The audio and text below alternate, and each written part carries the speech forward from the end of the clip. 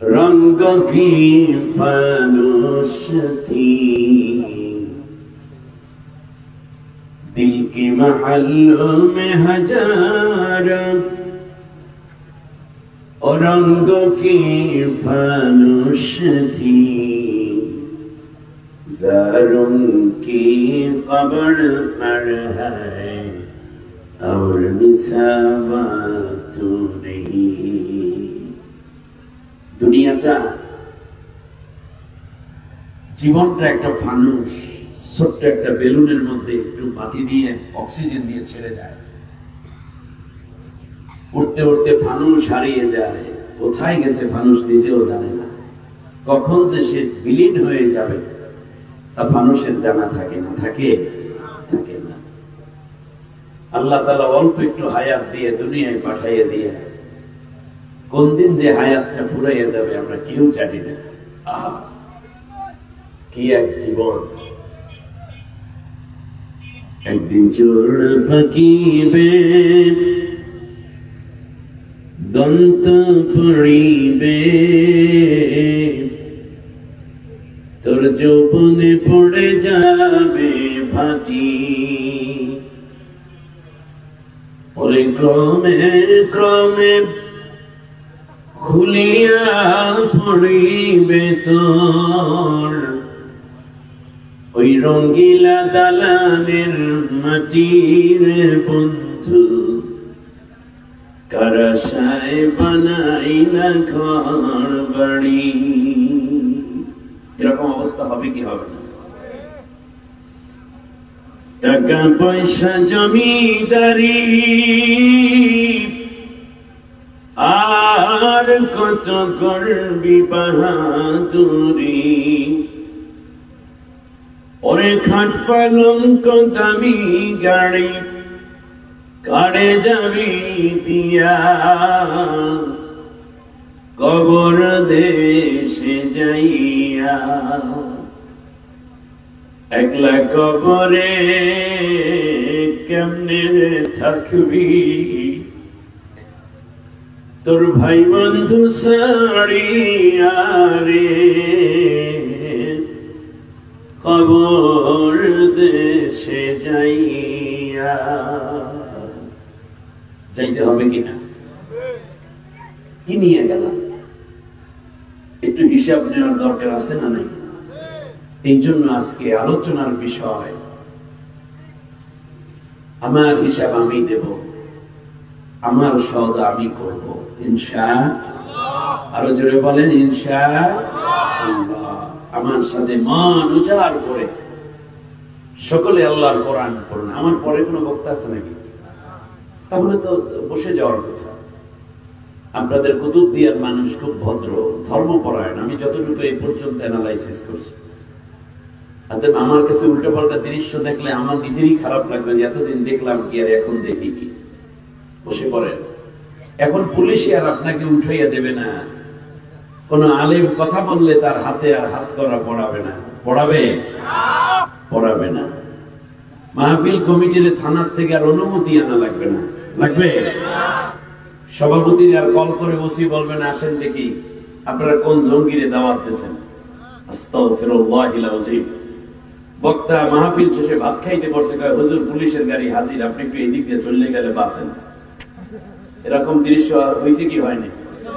আরে আমি তার সাক্ষী মেয়ে আনতেছি, সাক্ষী দরকার আছে, আমি নিজেই তো এই ঘটনা ছিল।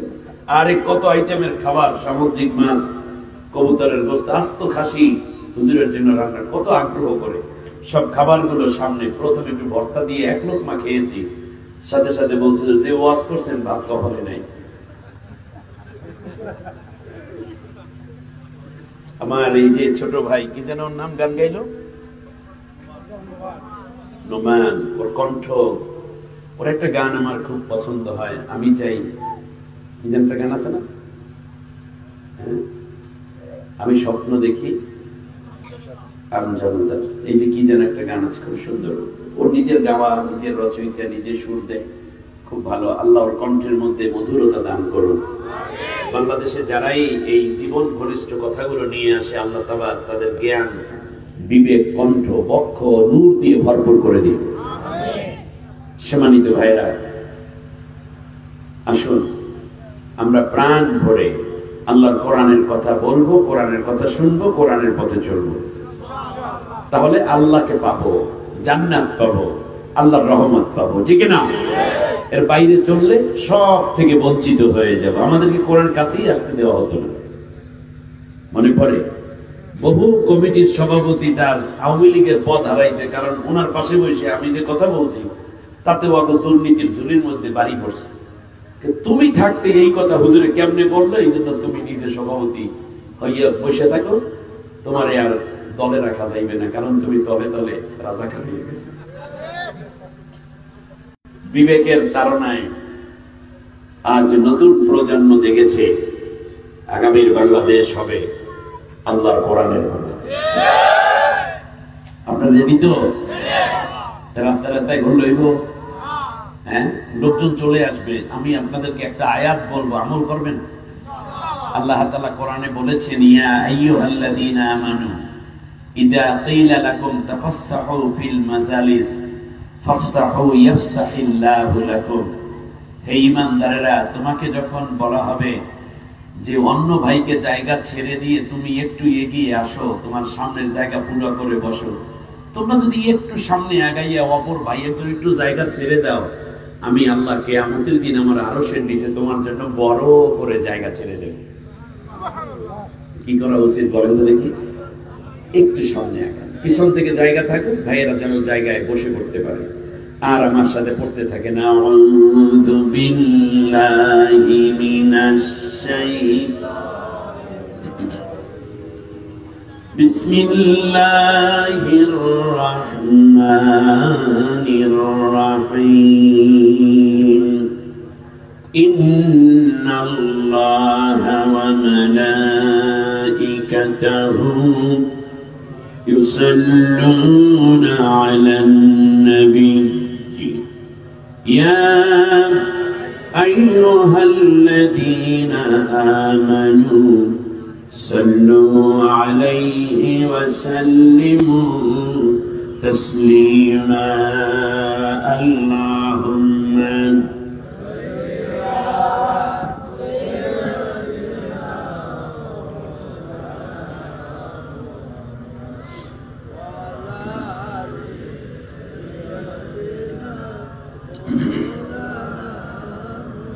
محبتي اللهم صل على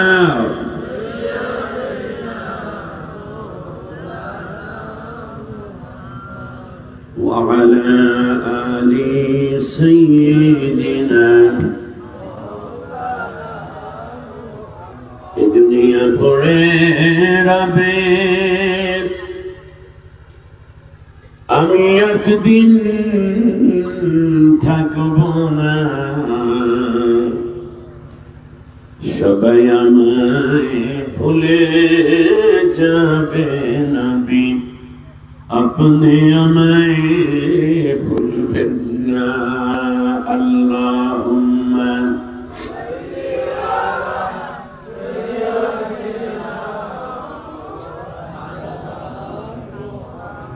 وعلى آل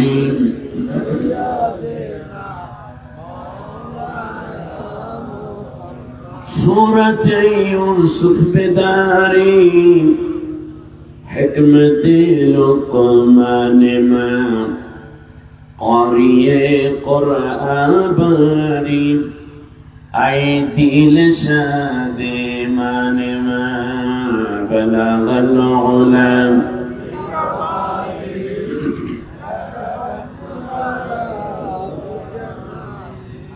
حسنت جميع خصاله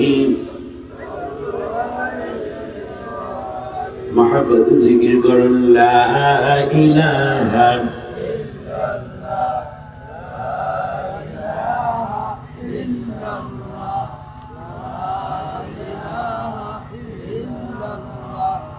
لا إله إلا الله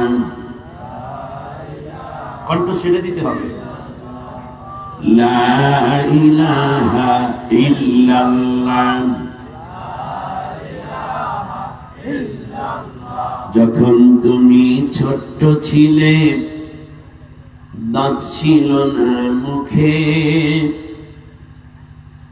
তরল খাবার দিলেন আল্লাহ মা জননীর বুকে, তোমার মা জননীর বুকে।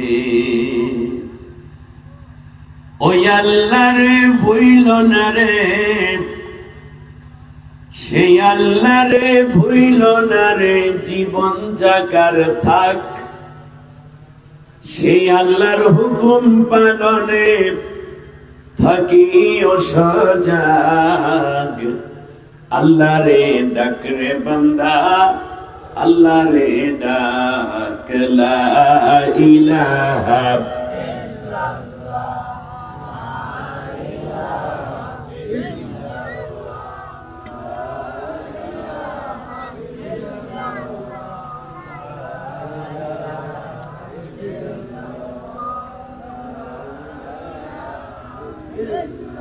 মরণ কালে আসিও,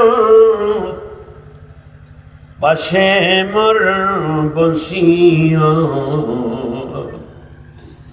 জবানে পড়াইয়া দিও মধুর বাণী, লা ইলাহা লা ইলাহা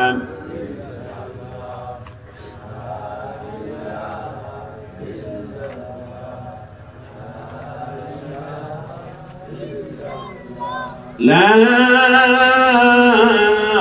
ইলাহা ইল্লাল্লাহু মুহাম্মাদুর রাসূলুল্লাহ সাল্লাল্লাহু আলাইহি ওয়াসাল্লাম। বাংলাদেশের বিচ্ছিন্ন একটি দ্বীপ এলাকা, মানুষগুলো আপন সত্তা এবং মহিমায় উদ্ভাসিত। পরমুখাপেক্ষিতা কিংবা তোয়াস, এই দুইটা জিনিস এদের ভিতরে খুব কমই আছে। নিজেরা আয় করে, নিজেরা খায়, নিজেরা ব্যয় করে। মনে হয় বাংলাদেশের মধ্যে থাকে আর এক স্বাধীন বাংলাদেশ।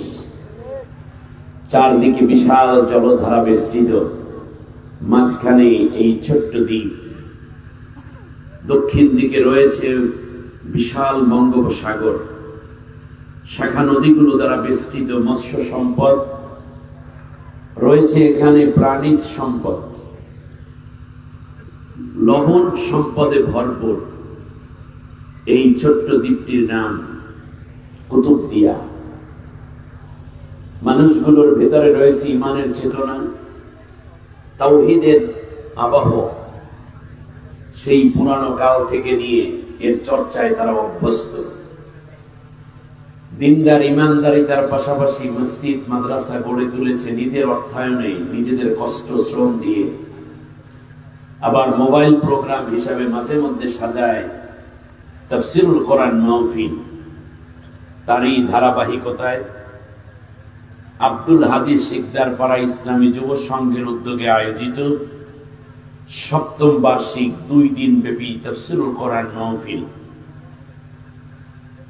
আজকের সমাপনী দিবস, সমাপনী অধিবেশন। সম্মানিত সভাপতি, অতিরিক্ত সহকারী কর কমিশনার অঞ্চল ২ চট্টগ্রাম, এই বিশাল আয়োজনে নেপথ্যে যিনি সর্বাত্মক প্রচেষ্টা করেছেন সকলকে নিয়ে, জনাব মোহাম্মদ নিজামউদ্দিন শিকদার সাহেব, কোরআনের জন্য আল্লাহ তাআলা তাকে সুস্থতা এবং দীর্ঘ নেক হায়াত দান করুন। মূল পৃষ্ঠপোষকতায় রয়েছেন জনাব আব্দুল মতিন শিকদার, আপনাদের কারো ছেলে তুল্য, কারো ভাই, কারো বন্ধু, কারো মামা কিংবা চাচাও হবে। One bank PLC Islamic banking window এ কক্সবাজার ব্রাঞ্চের সম্মানিত ইনচার্জ প্রিয় ভাই জনাব আব্দুল মতিন শিকদার, আল্লাহ তাআলা কোরআনের খাদেম হিসেবে আরো কাজ করার তৌফিক দিন। আমিন। আমার মাথার তাজ, জাতির শ্রেষ্ঠ সন্তান, সম্মানিত উলামায়ে কেরাম, বিভিন্ন মসজিদ থেকে আগত আইম্মা এবং খুতাবা, মাদ্রাসা থেকে আগত আসাতিজায়ে কেরাম, বিশেষ করে আমার আগে কথা বলেছেন আমার অত্যন্ত আদরের আপনাদের এই কুতুবদিয়ারি কৃতি সন্তান মিজানুর রহমান কুতুবী, কথা বলেছেন মাওলানা ইমরুল হাসান জাফর সিলেট। আল্লাহ তাআলা সকলের কথাগুলো কবুল করে নিন। প্রধান অতিথি ডাক্তার A.K.M. ফজলুল হক সাহেব, বিশেষ অতিথিবৃন্দ, আবু সাদেক নোমান তো গান গেয়েছি, আর একেবারে শেষবারে যদি সুযোগ থাকে আর একটা গান শুনবো না, কি কোন? হ্যাঁ, ইনশাআল্লাহ। যারা কথা বলেছেন এবং কথা বলেননি সমস্ত আলিমদেরকে আল্লাহ কবুল করে নিন। মুরব্বিয়ানে কেরাম, যুবক ভাইয়েরা, পর্দার অন্তরালের সম্মানিত মা বোন, অন্যান্য ধর্মাবলম্বী ভাই বোনদেরকে আন্তরিক মোবারকবাদ জানিয়ে আমরা আল্লাহ সুবহানাহু ওয়া তাআলার কাছে জান্নাত পেতে চাই, কিন্তু কেমনে? আমরা গুনাহ মাফ পেতে চাই, কিন্তু কিভাবে? একটা তো সিস্টেম মতো আওয়াজ আসতে হবে নাকি? যে আল্লাহ তাআলা কোরআনের ময়দানে আমাদেরকে বাছাই করলেন, আজকে আমরা দুইটা বিষয় জেনে যাব, কিভাবে গুনাহ মাফ হয়, কিভাবে জান্নাতে যাওয়া যায়। আল্লাহ কবুল করুন, বলেন আমিন। আপনি দুইটা জিনিস চান, গুনাহ থাকতে না গুনাহ বাদ দিয়ে দিতে চান? গুনাহ মাফ পেতে চান না গুনাহ নিয়ে ফিরতে চান? যদি গুনাহ মাফ চান আর পরকালে জান্নাত চান, তাহলে আল্লাহ রাব্বুল আলামিনের কথাগুলো আমাদেরকে মন দিয়ে শুনতে হবে ইনশাআল্লাহ। আমরা প্রত্যেকে আমাদেরকে বেসিক কিছু কোশ্চেন করি। অনেক আলোচনা হয়ে গেছে, আমি আপনাদেরকে নসিহতমূলক কিছু কথা শুনিয়ে দোয়া নিয়ে দোয়া দিয়ে বিদায় করব। আবার কবে দেখা হবে তা তো জানি না, হতে পারে কারো জীবনের এটা শেষ মাহফিল হয়ে যাবে, হতে পারে এরকম আজকের মাহফিল আপনার গুনাহ মাফের মাহফিল। আল্লাহ যেন তাই করেন, বলি আমিন। সম্মানিত ভাইয়েরা, আমরা আমাদেরকে নিয়ে বেসিক কয়েকটা কোশ্চেন করি। কোশ্চেনগুলো করলে আমাদের আমলনামাটা সহজ হয়ে আসবে। আল্লাহ সুবহানাহু ওয়া তাআলা প্রত্যেক মানুষের বিবেক দিয়েছেন কিনা? আর এই বিবেকের আলোকে আল্লাহ কিয়ামতের দিন মানুষকে কোশ্চেন করবেন। পাগলের কাছে কোশ্চেন আপনার মতো হবে না। কৃষককে যে প্রশ্ন করবে এমএ পাশের মানুষটাকে, সেই কোশ্চেন হবে না, বিশ্বাস করুন। এমপি কে যে প্রশ্ন করা হবে, চেয়ারম্যানকে সেই প্রশ্ন করা হবে না। ভোটারকে আবার চেয়ারম্যানের মতো কোশ্চেন করা হবে না। প্রধানমন্ত্রীকে যত কড়া কোশ্চেন করা হবে, এলাকার চৌকিদারকে ওই কোশ্চেন কিন্তু করা হবে না। তার কারণ দুনিয়ায় যে যত বড় জ্ঞানের জায়গায় বসে, পরকালে তাকে তত বড় জ্ঞান সম্বলিত কোশ্চেন করা হবে। আপনাদের কথা বুঝে আসতেছে? কমপক্ষে আমরা আমাদেরকে কিছু কোশ্চেন করি, দেখি বুঝি কিনা। আমাদের প্রথম কোশ্চেন হলো, এই দিকে তাকান, আমাদের দিকে তাকান, আমার দিকে। খুব মন, চোখ, দিল, অন্তর, কান সব আমার দিকে দেন। ভাইরা আমার কোশ্চেন, প্রথম কোশ্চেন, ফার্স্ট কোশ্চেন, আমি কি ছিলাম? প্রথম প্রশ্নটা কি বলেন? আমরা কি এইরকম ছিলাম? আল্লাহ রাব্বুল আলামিন বলেন, হাল আতা আলাল ইনসানি হিনুম মিনাদ দাহরি লাম ইয়াকুন শাইআম মাযকুরা। মানুষের জন্য এমন একটি সময় কি যায়নি উল্লেখযোগ্য বলতে সে কিছুই ছিল না। এখানে শিক্ষিত জনরা আছেন, বাবার ছিল স্পাম, মায়ের ছিল ওভাম, বাবার শুক্রকীট আর মায়ের ডিম্বাণু। একবার বাবা যখন মায়ের সাথে মিলিত হতেন 1 কোটি স্পার্ম একবারে বেরিয়ে যেতেন, কমপক্ষে 1 কোটি, যা মাইক্রোস্কোপ ছাড়া দেখা যায় না, স্বাভাবিক চোখে দেখাই যায় না। মায়ের ডিম্বাণুগুলো ওভারিগুলো ছিল খুব দুর্বল, এই ছোট্ট ছোট্ট, দেখতে মাইক্রোস্কোপ দিয়ে দেখতে হয়। একটা ছোট্ট ডিম্বাণুর ভিতরে বাবার একটা স্পার্ম গেল, সেখান থেকে আমি আপনি তৈরি হয়ে গেলাম। সুবহানাল্লাহ। কে বানান? আর বাকি 99,99,999টা শেষ। যে দৌড়ে আগে গেছে, ডিম্বাণুর ভিতরে ঢুকতে পেরেছে, সেখান থেকে আমি আপনি তৈরি হচ্ছি। আল্লাহ রাব্বুল আলামিন বলেন, প্রথম প্রশ্ন কর বান্দা, তুই তোকে কি ছিলি? কি ছিলাম? এইরকম ছিলাম না, এইরকম বানাইয়ে দিয়েছেন যিনি, তার নাম কি? আল্লাহ। দ্বিতীয় হচ্ছে বান্দা, তুই কি হলি? কি ছিলাম, কি হইলাম? আপনারা বলবেন, হুজুর আমি কোরআনে হাফেজ হয়েছি, কেউ বলবে বক্তা হয়েছি, কেউ বলবে আমি মসজিদের ইমাম খতিব, কেউ হাফিজ মাদ্রাসার মুহতামিম হয়েছি, কেউ এমপি, কেউ মন্ত্রী, কেউ প্রধান উপদেষ্টা, কেউ ব্যাংকের ম্যানেজার, কেউ অর্থমন্ত্রী হয়েছে, কেউ কৃষক হয়েছে, কেউ জেলে দোকানদার হয়েছে, কেউ হয়েছে শিল্পপতি, কেউ হয়েছি রিক্সা চালক, অটো চালক। কিন্তু আপনি যা হইলেন, আল্লাহ রাব্বুল আলামিন এই টার্গেট দিয়ে কি আপনারে বানাইছে, নাকি আল্লাহর টার্গেট অন্য কিছু ছিল? কি হইলাম, কি ছিলাম, কি হইলাম? আমি যা হইলাম, এটা কি আল্লাহ যা হইতে বলেছেন আমি সেইটা হইছি, নাকি অন্য কিছু হইছি? আমার কথা বুঝে আসছে আপনাদের? তাহলে আমাদের হওয়া উচিত কি? আল্লাহ যেটা হতে বলেছেন, ঠিক না বলেন? আল্লাহ যেটা হইতে বলেছেন আমাদের সেইটা হইতে হবে। তার সাথে সাথে কেউ ব্যাংকার হব, বক্তা হব, খতিব হব, ইমাম হব, চাকরিজীবী হব, শিল্পপতি হব, তারপরে আমরা কেউ বিদেশে যাব, কেউ ইন্ডাস্ট্রিজের মালিক হব, এরপরে অন্যান্য চাকরি বাকরি কর্মসংস্থানে আমরা যাব, জেলে হব, তাঁতি হব। কিন্তু আল্লাহ যেটা হইতে বলেছেন সেইটা তো আগে হতে হবে। আমার কথা বুঝে যাচ্ছে? কিন্তু ওইটা হইলাম কিনা, এটা একটা কোশ্চেন। তৃতীয়, কি হব? কি হব? একটু ভাবেন তো দেখি, আপনি কি হবেন? আপনি বলবেন, হুজুর আমি ডাক্তার হব, ছোটরা বলবে আমি ইঞ্জিনিয়ার হব। বেশ ভালো, হবেন, ভালো কথা। কিন্তু আল্লাহ তাআলা যা হইতে বলছেন সেইটা হবেন কিনা? সবাই রাজি আছেন? বাস, তাহলে কি দিয়ে 3টা কোশ্চেন চলে গেল।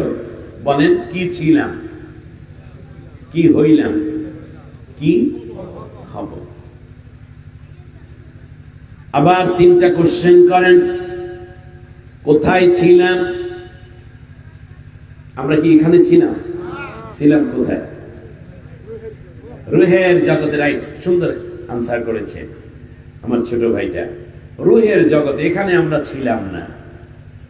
রুহের জগতে আমাদের রুহগুলো ছিল, আর মায়ের ভেতরের উপাদান উপকরণ দিয়ে আল্লাহ তাআলা কি সুন্দর একটা মানুষ বানাইয়ে দিলেন। وَلَقَدْ خَلَقْنَا الْإِنسَانَ مِنْ سُلَالَةٍ مِنْ طِينٍ ثُمَّ جَعَلْنَاهُ نُطْفَةً فِي قَرَارٍ مَكِينٍ ثُمَّ خَلَقْنَا النُّطْفَةَ عَلَقَةً فَخَلَقْنَا الْعَلَقَةَ مُضْغَةً فَخَلَقْنَا الْمُضْغَةَ عِظَامًا فَكَسَوْنَا الْعِظَامَ لَحْمًا ثُمَّ أَنشَأْنَاهُ خَلْقًا آخَرَ فَتَبَارَكَ اللَّهُ أَحْسَنُ الْخَالِقِينَ। কি চমৎকার ডেফিনেশন দিচ্ছেন আল্লাহ। আল্লাহ রাব্বুল আলামিন বলেন, আমি আল্লাহ তোমার বাবার স্পার্ম আর মায়ের ওভাম মিলাইয়া একটা নিশ্চিত নিরাপদ জায়গায় স্থাপন করে দিলাম, যেটার নাম রেহেম। ফি যুলুমাতিন সালাসা, 3টা অন্ধকারের বেষ্টনী। তার মাঝখানে বান্দা আমি আল্লাহ রাব্বুল আলামিন তোকে বানাবো বলে পরিকল্পনা নিলাম। আলো নাই, বাতাস নাই, যেই জায়গাটায় তোমাকে আমি তৈরি করলাম এটার নাম হলো রেহেম। এই রেহেমের মধ্যে আমি আল্লাহ তাআলা তোকে তিল তিল করে বানালাম। কিছুদিন পর্যন্ত একটা রক্তপিণ্ড ছিলি, তারপরে রক্তপিণ্ড শক্ত করে আমি গোশতপিণ্ড বানাইলাম। গোশতপিণ্ডটাকে কয়দিন পরে আমি আল্লাহ বৃদ্ধি করলাম। চোখের জায়গায় চোখ দিলাম, নাকের জায়গায় নাক দিয়ে আমি আল্লাহ একটু ছিদ্রি করে রাখলাম, কানের জায়গায় কান দিয়ে বান্দা কি সুন্দর যন্ত্র দিয়ে তুলে আমি বানাইয়ে দিলাম। চোখের উপর বিরিপ পুরো দিলাম, পালক দিলাম, পলক ফেলবি। তারপরে আমি আল্লাহ তোর মাথাটা তৈরি করে ভিতরে ঘিলু দিয়া দিলাম। তারপরে গলাটাকে একটু ফাঁকা করে রাখলাম রে বান্দা। এখান থেকে ধরে ভিতরের দিকে লিভার দিলাম, কিডনি দিলাম, হার্ট দিলাম, ব্লাড ভাল্ব দিলাম, পাকস্থলী দিলাম। শ্বাস প্রশ্বাস করার জন্য আমি আল্লাহ তার বুকটার মধ্যে স্পঞ্জের মতো এমন জিনিস দিলাম, শ্বাসগুলো যেন তুই ধরে রাখতে পারো। সুবহানাল্লাহ। এই করোনায় যে মানুষ গেছে তার লাংসের ভিতরে শ্বাস যে ধরে রাখে, আপনার স্পঞ্জ দেখছেন? স্পঞ্জ স্পঞ্জ পানির উপর দিলে পানিটা ধরে রাখে না, চিপ দিলে কি হয়? পানিগুলো বের হয়ে যায়। ওই বুকের মধ্যে এই রকম ৩৮.৫ লক্ষ ছিদ্রি দিয়া আল্লাহ তাআলা বুকের এই সিস্টটা তৈরি করেছেন। ৩৮ লক্ষ। খেয়াল করতে পারেন, এই করোনা এসে শুধু ওই যে ছিদ্রিগুলো আছে এইগুলোর মধ্যে ডিম পারে, আর আস্তে আস্তে করে এইটা খাওয়া শুরু করে দেয়, ফলে ক্যান্সার হয়ে যায়, ইনফেকশন হয়ে যায়, ফলে মানুষের শ্বাস বন্ধ হয়ে মারা যায়। সুবহানাল্লাহ। এবার খেয়াল করেন, আল্লাহ তাআলা বললেন ছেলে হবি না মেয়ে হবি তাও আমি ঠিক করে দিলাম। এরপর বান্দা আমি আল্লাহ এরপর গোশত হাড্ডি মাঝখানে হাড্ডি বসাইলাম, হাড্ডির উপরে গোশতের প্রলেপ দিয়ে আবার কয়েকদিন একটা চামড়া দিয়ে ঢাইকা দিলাম। এরপর আমি আল্লাহ রাব্বুল আলামিন আস্তে আস্তে করে ডেভেলপ করলাম। ৩ মাস পর্যন্ত মায়ের গর্ভে একটা রুহু দিয়া এখন তোর এই দেহটাকে চালু করে দিলাম। এর আগে তোর রুহু ছিল না, খাদ্যও ছিল না। মায়ের গর্ভের মধ্যে খাবারের জন্য চিৎকার করলে পৃথিবীর কোন সরকার মন্ত্রী কিংবা কোন উপদেষ্টা অথবা তোর মা বাবা কেউ খাবার দিতে পারবে না। আমি তোর আল্লাহ, তুই যেদিন মায়ের গর্ভে গেছো সেই দিন থেকে তোর মায়ের মাসিক ঋতু বন্ধ কইরা তোর নাভির সাথে আমি আল্লাহ হায়েজের মাসিক ঋতুর একটা পাইপ জুড়ে দিলাম, ওইটা তোর খাবার হিসাবে ব্যবহৃত হওয়া শুরু হয়ে গেল। মুখ দিয়া দেই নাই এই জন্য যে মুখ দিয়ে তুই আমি আল্লাহর জিকির করবি, আমার কোরআন পড়বি, সত্য কথা বলবি, নারায়ে তাকবীর আল্লাহু আকবার বলবি। এই কথাগুলো পবিত্র। মুখটা নাপাক কইরা দিলে নাপাক মুখ দিয়ে পাক নাম নেওয়া মানায় না। এই জন্য আমি আল্লাহ মুখটাকে পবিত্র রেখে দিলাম। কি এক মহান মালিক! আল্লাহ রাব্বুল আলামিন বলেন তুই ছোট্ট ছিলি, ওই গুড়ি গুড়ি আঙ্গুলের মাথায় একটু একটু ছোট ছোট নখ গুলা দিতেও আমি আল্লাহ ভুলে যাই নাই। অথচ একেবারে নিশ্চিদ্র নিরাপত্তার মধ্যে তুই বড় হলি। ফাকাসাউনাল ইযামা লাহমা সুম্মা আনশা'নাহু খালকান আখার। এমনি করে করে আমি আল্লাহ সময়ের ব্যবধানে তোমার সূরাত এবং তোমার চেহারাকে পরিবর্তন করেছি। আজ থেকে 10 বছর আগে আপনার চেহারা কি এরকম ছিল? 20 বছর পর কি এটা থাকবে? থাকবে না। এই পরিবর্তনটা কার হুকুমে হয়? এই যে সুন্দর পরিবর্তন হতে থাকে, এটাও আল্লাহর ইচ্ছে। এক এক সময় এক এক সুন্দর। সুবহানাল্লাহ। আল্লাহ তাআলার এবার কোশ্চেন, আল্লাহ আমি কি হইলাম, মানে কোথায় ছিলাম, কোথায় ছিলাম, কোথায় আসলাম, কোথায় যাব। ওখানে ছিলাম, কি ছিলাম, কি হইলাম, কি হব। কি হব, কি দিয়ে 2-3টা মনে রাখেন, বলেন কি ছিলাম, কি হইলাম, কি হব। এখনই টার্গেট করেন। আমি আপনাদেরকে সিলেবাস দিচ্ছি, কি ছিলাম, কি হইলাম, কি হব, এটা আমি জানাই দিতেছি। আবার কোথায় ছিলাম, ছিলাম কোথায়? মালামে আরওয়াহে, সেখান থেকে রুহের একটা জগৎ আছে, ওখান থেকে রুহগুলো আল্লাহ গ্রাজুয়ালি আমাদের দুনিয়ায় পাঠাচ্ছেন। আবার কোথায় আসলাম? আসলাম কোথায়? দুনিয়ায়। এদিকে থাকার জায়গা না মরার জায়গা? দেখছেন দুনিয়াটা কি জিনিস? আচ্ছা দুনিয়া কি? আপনারা বলেন যদি দুনিয়াটা কি বলতে আপনারা কি বোঝেন? আপনারা বলেন দুনিয়া হচ্ছে চাকরি বাকরি করা, বিল্ডিং টিল্ডিং করা, বউ মাইয়া পড়লে আনন্দ কাটানোর জায়গা। আচ্ছা দুনিয়াটা শাব্দিক অর্থ দেখি একটু। দুনিয়া বলেন তো দেখি, এই যে একটা টিস্যু পেপার আছে না, এই টিস্যু পেপার এখান থেকে ধরে একেবারে ছোট্ট একটু কর্নার আমি কেটে নিলাম, ভালো করে বুঝেন। সারা জীবন তো ওয়াজ শোনেন, এইবার ওয়াজ দেখেন। এই যে এই একটা ছোট্ট জিনিস, এটা কি অনেক মূল্যবান? দেখা যায়? দেখাই তো যায়। এই যে এইটা মনে করেন আপনার বাসায় কোনো একটা বাচ্চা গেছে, টি টেবিলের উপরে এইরকম ছোট্ট একটা টিস্যু বক্স আছে, তার মধ্য থেকে একটা বাচ্চা এতটুকু কাগজ কিছু ছিঁড়েছে। কি করেছে? ছিঁড়েছে। এই কারণে আপনি এসে বাচ্চাটারে লাঠি দিয়ে 3টা বাড়ি মারছেন ওর পিঠের মধ্যে। ছোট্ট মানুষ, ওরে মাগো ওরে বাবা গো গিয়ে দিছে দৌড়তেছে, আর ওর মা বাবাই দৌড়েছে। কি হয়েছে কি হয়েছে? আব্বুকে আমার কাকু মারছে। কেন মারছে? এই টিস্যু পেপারের আব্বু এইটুকু ছিঁড়ছি এই জন্য।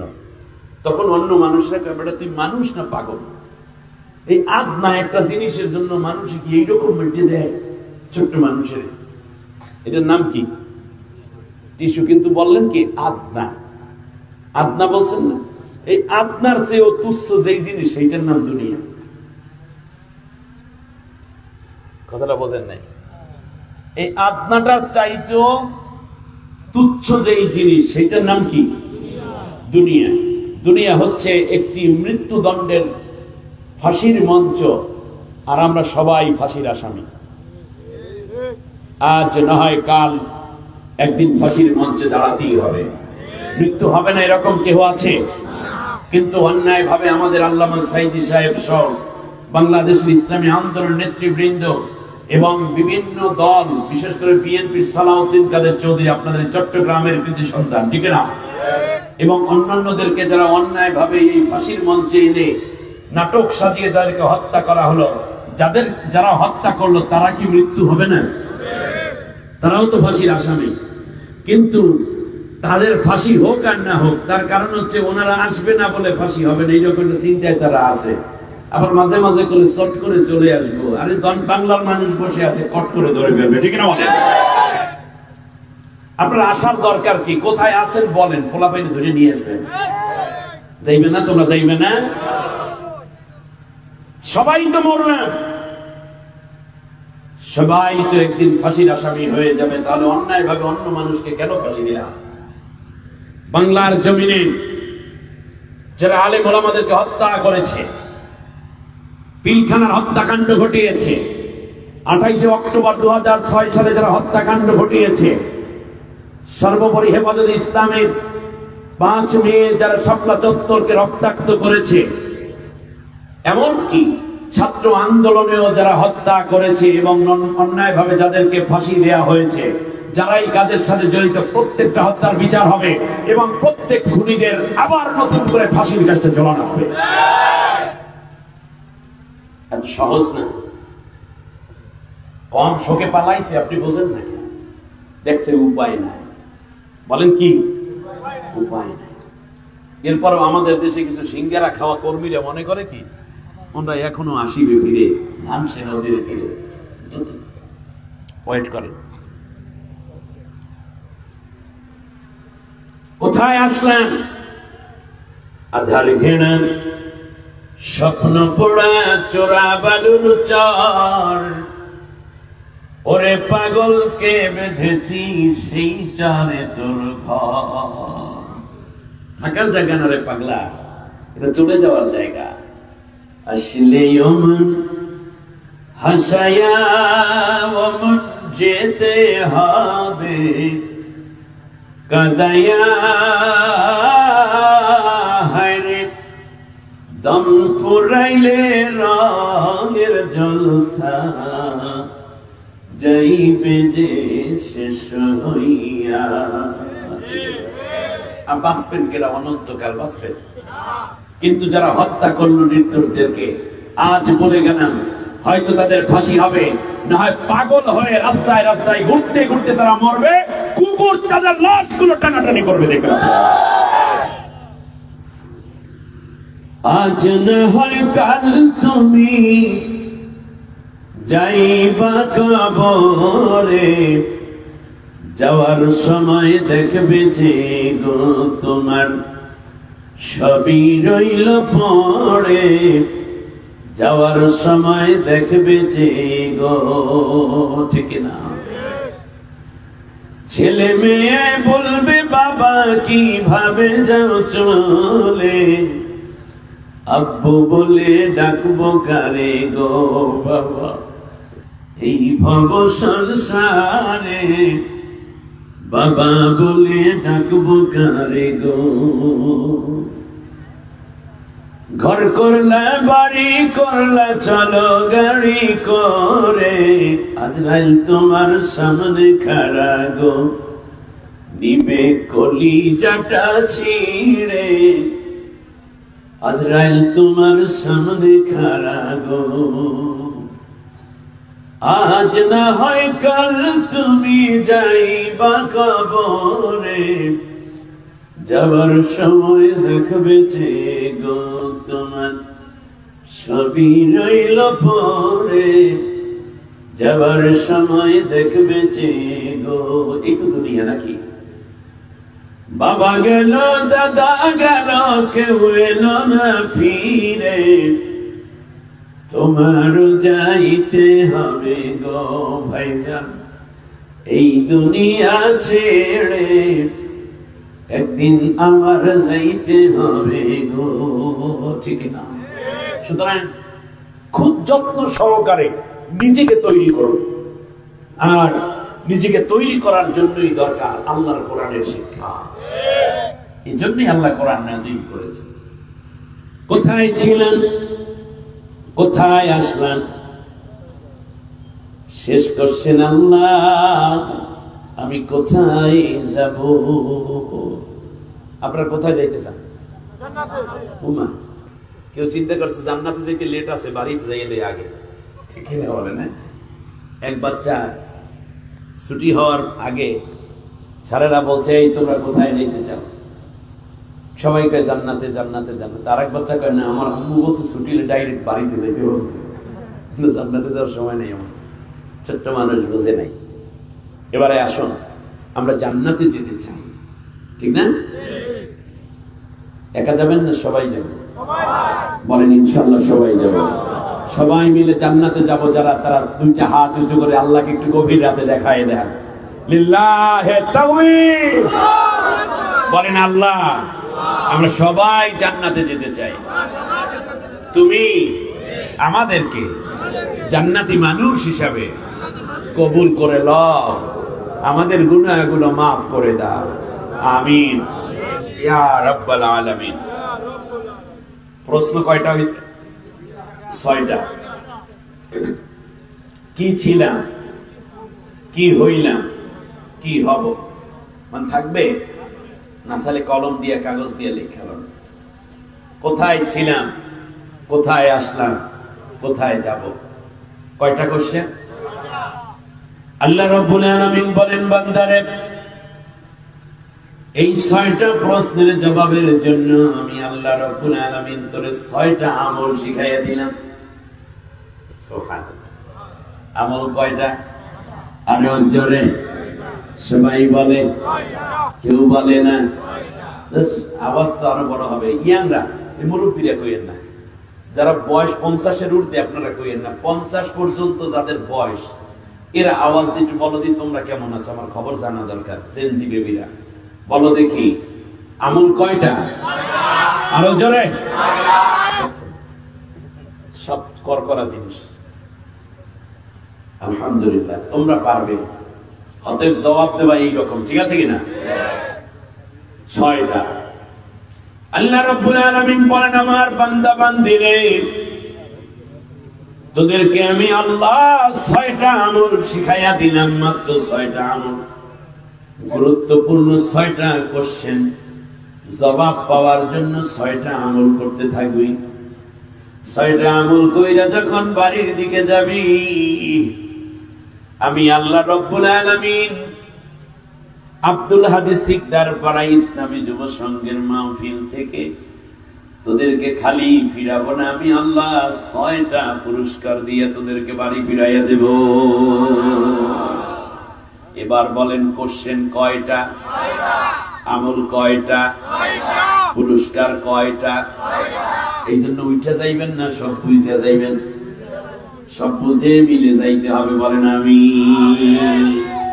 একজন ওঠার দরকার নাই, আপনি উঠলে আমি কিন্তু উঠে যাবো আগে। কত কষ্ট করে আপনার এখানে আমি আছি, আপনারা ভদ্র মেজবান, বরং বাইরে যারা আছে সবাইকে নিয়ে বসে পড়েন। হতে পারে আজকের এই আমলটা আপনার জীবনের কঠিন এক পরিবর্তন করে আল্লাহর কাছে নিয়ে যাবে ইনশাআল্লাহ। আমার সাথে পড়েন, আউযু বিল্লাহি মিনাশ শাইতানির রাজীম।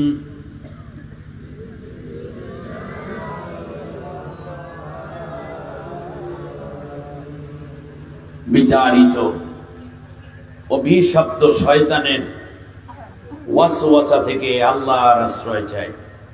কার আশ্রয়? আরো জোরে বলেন।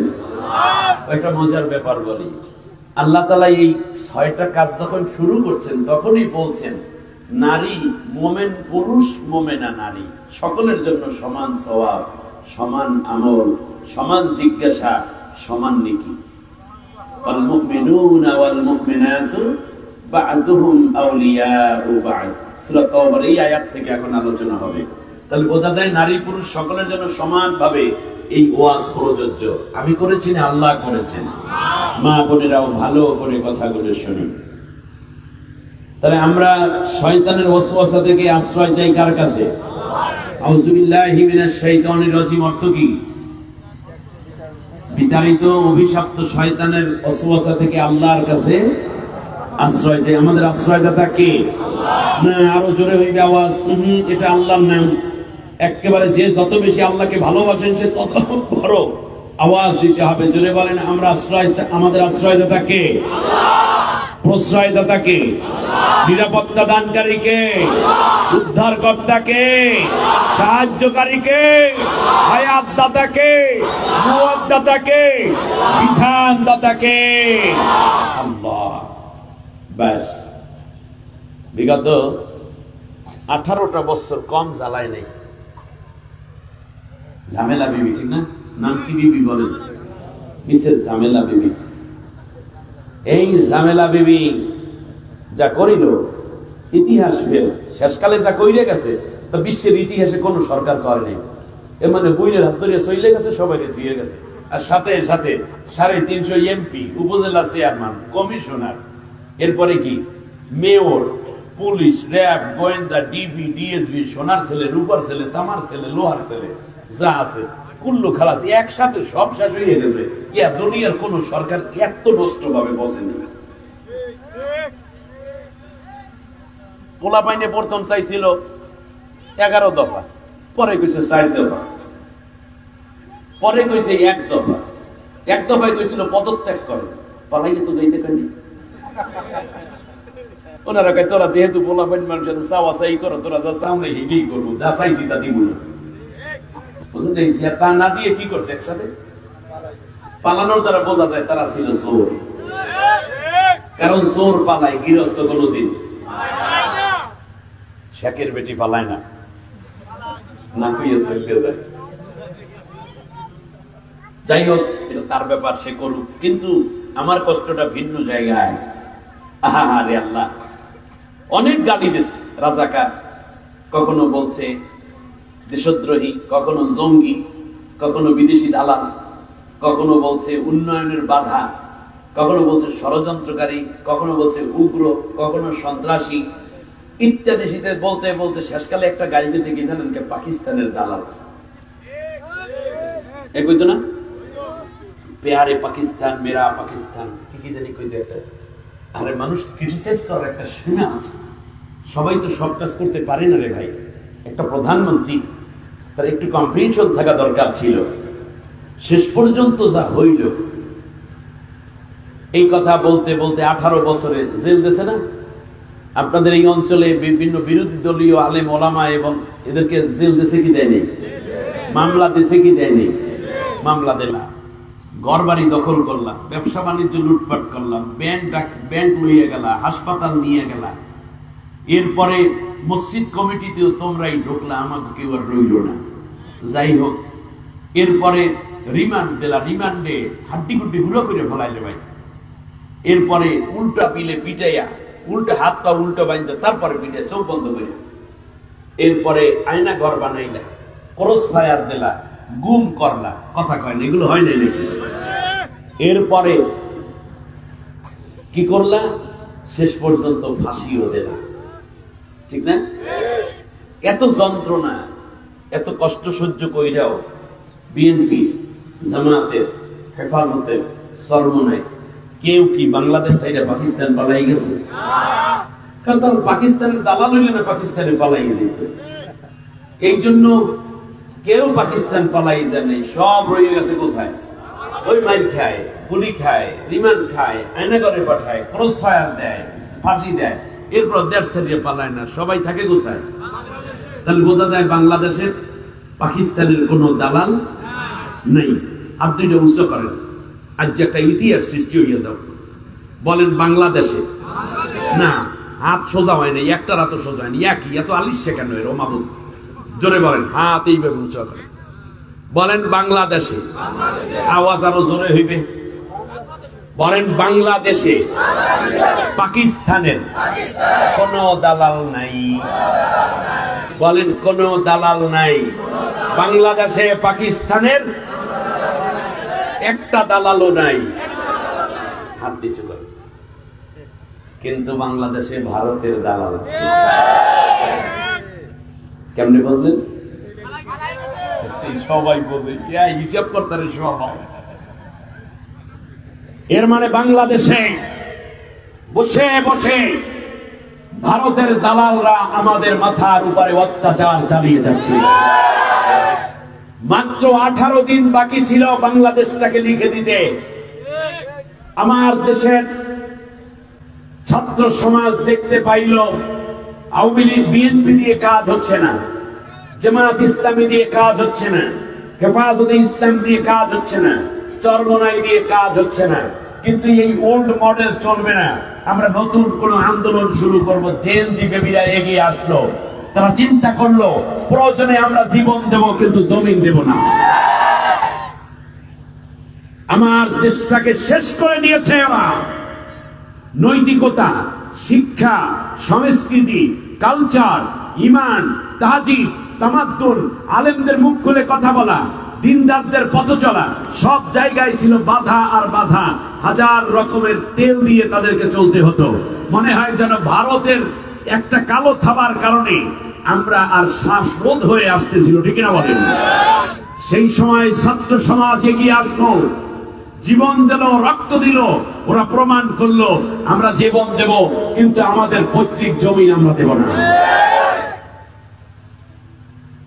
রক্ষা করার জন্য 6 তারিখে যখন তারা লং মার্চ ঘোষণা করলো, সেইটাকে তারা 5 তারিখে যদি না আনতো, তাহলে 6 তারিখ পর্যন্ত ভারতের লক্ষ লক্ষ সশস্ত্র পুলিশ এবং সেনাবাহিনী বাংলাদেশের ভিতরে ঢুকে ছাত্রদেরকে কচৌকাটা করত। লক্ষ লক্ষ ছাত্র হত্যা করলেও ওই ব্যক্তির অন্তরে এক বিন্দু ভাঙা জন্মাত।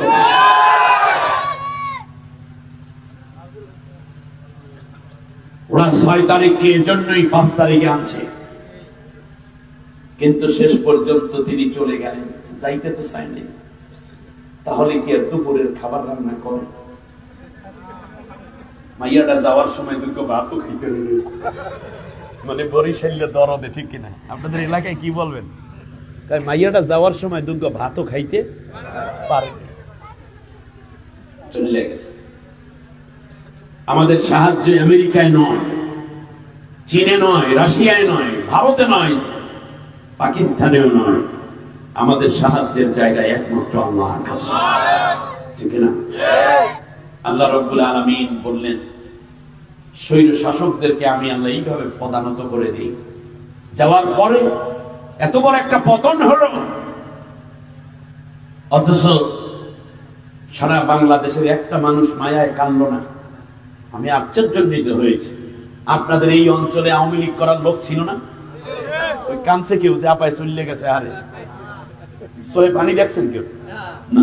খালি মুখটা বার করে সিগারেট টানছে খালি, আর বেশি জর্দা দিয়ে 3 কিল পান ওই দিন বেশি খেয়েছে। আর কি করছে? যা করছে সেটাই তো কই। ফিরআউনের পতনের দিনও কেউ কান্দে না। আল্লাহ রাব্বুল আলামিন বলেন, ফামা বাকাত আলাইহিমুস সামাউ ওয়াল আরদু ওয়া মা কানু মুনজারিন। ফিরআউন যেদিন পতন হলো সেই দিন পৃথিবীর কেউ কান্না করে নাই, আসমানেও কেউ কাঁদে নাই, জমিনেও কেউ না, এমনকি কান্না করার কোনো পরিবেশও ছিল না। আমি ভাবছিলাম যেই বুনজারে আদ্দরিয়া লইয়া যাই এইটাই মনে হয় কানবে, পরে দেখলাম যে না, এ আপুর লগে যাইতে আছে, কানবে কি? আনন্দের শেষ নেই। কারণ বাংলাদেশে তো তাদের কিচ্ছু নাই, বাংলাদেশের প্রতি শুধু আছে ঘৃণা, তাদের প্রতিশোধ। পরে ভাবলাম তার মেয়েটাই কানবে। পরের দিন সাংবাদিক সম্মেলন ঠোঁট মালিশ সহ আসে, কিসের কান্দা কেন? তাই আমার আম্মার উপরে আমার আম্মু এমন কি করছে যে আন্দোলন করে তারা তারাইতেই হবে। ভাবলাম ছেলেটাই মনে হয় কানবে, ভাগ্নে ভাগ্নে ভাগ্নের স্টাইলে। বাহ, কেউ কান্দে না। কিন্তু আল্লামা সাইদি সাহেবকে যেদিন শুধুমাত্র ফাঁসির রায় দিয়েছিল প্রথমবারে, বাংলাদেশে প্রায় 318 জন নারী, পুরুষ, যুবক, যুবতী, শিশু, যুবক, তরুণ এই জমিনে রক্ত দিয়ে প্রমাণ করেছে মানুষকে মহব্বত করে, ঠিক না বলেন? 13টা বছর জেলের প্রকোষ্ঠে আটকে রেখেছ, শেষ পর্যন্ত একজনের উদাহরণ ছিল, শেষ পর্যন্ত হাসপাতালে এনে ইনজেকশন, বিষাক্ত ইনজেকশন পুশ করে তাকে হত্যা করা হয়েছে বলে এখন বিভিন্ন মহল থেকে কথা আসতেছে, এবং এটা প্রমাণিত হবে বলেই অনেকে আশ্বস্ত হয়েছে। আমি আজকের এই বিশাল তাফসীরুল কোরআন মাহফিল থেকে বর্তমান অন্তর্বর্তীকালীন সরকার এবং স্বরাষ্ট্র উপদেষ্টাকে দাবি করব, আল্লামা সাইদি সাহেবকে কারা আনলো, কেন আনলো, চিকিৎসায় কি কি ঔষধ ব্যবহার করা হয়েছে, কোন ডাক্তার তার চিকিৎসা করেছে, স্বরাষ্ট্রমন্ত্রী তদানীন্তন সময়ের ডিবি, ডিএসপি, গোয়েন্দা বিভাগে কারা কাজ করেছিল, এর সাথে জড়িত সবাইকে অ্যারেস্ট করবেন। অচিরেই অ্যারেস্ট করে তারপরে তাদের রিমান্ড দিয়ে মূল তথ্য উদ্ধার করে বর্তমান যে ট্রাইব্যুনাল গঠন করা হয়েছে, এই ট্রাইব্যুনাল সর্বপ্রথম আল্লামা সাইদির হত্যার সাথে জড়িত তাদের চূড়ান্ত রায় এই যদি প্রথমে দেখতে চাওয়া হয়।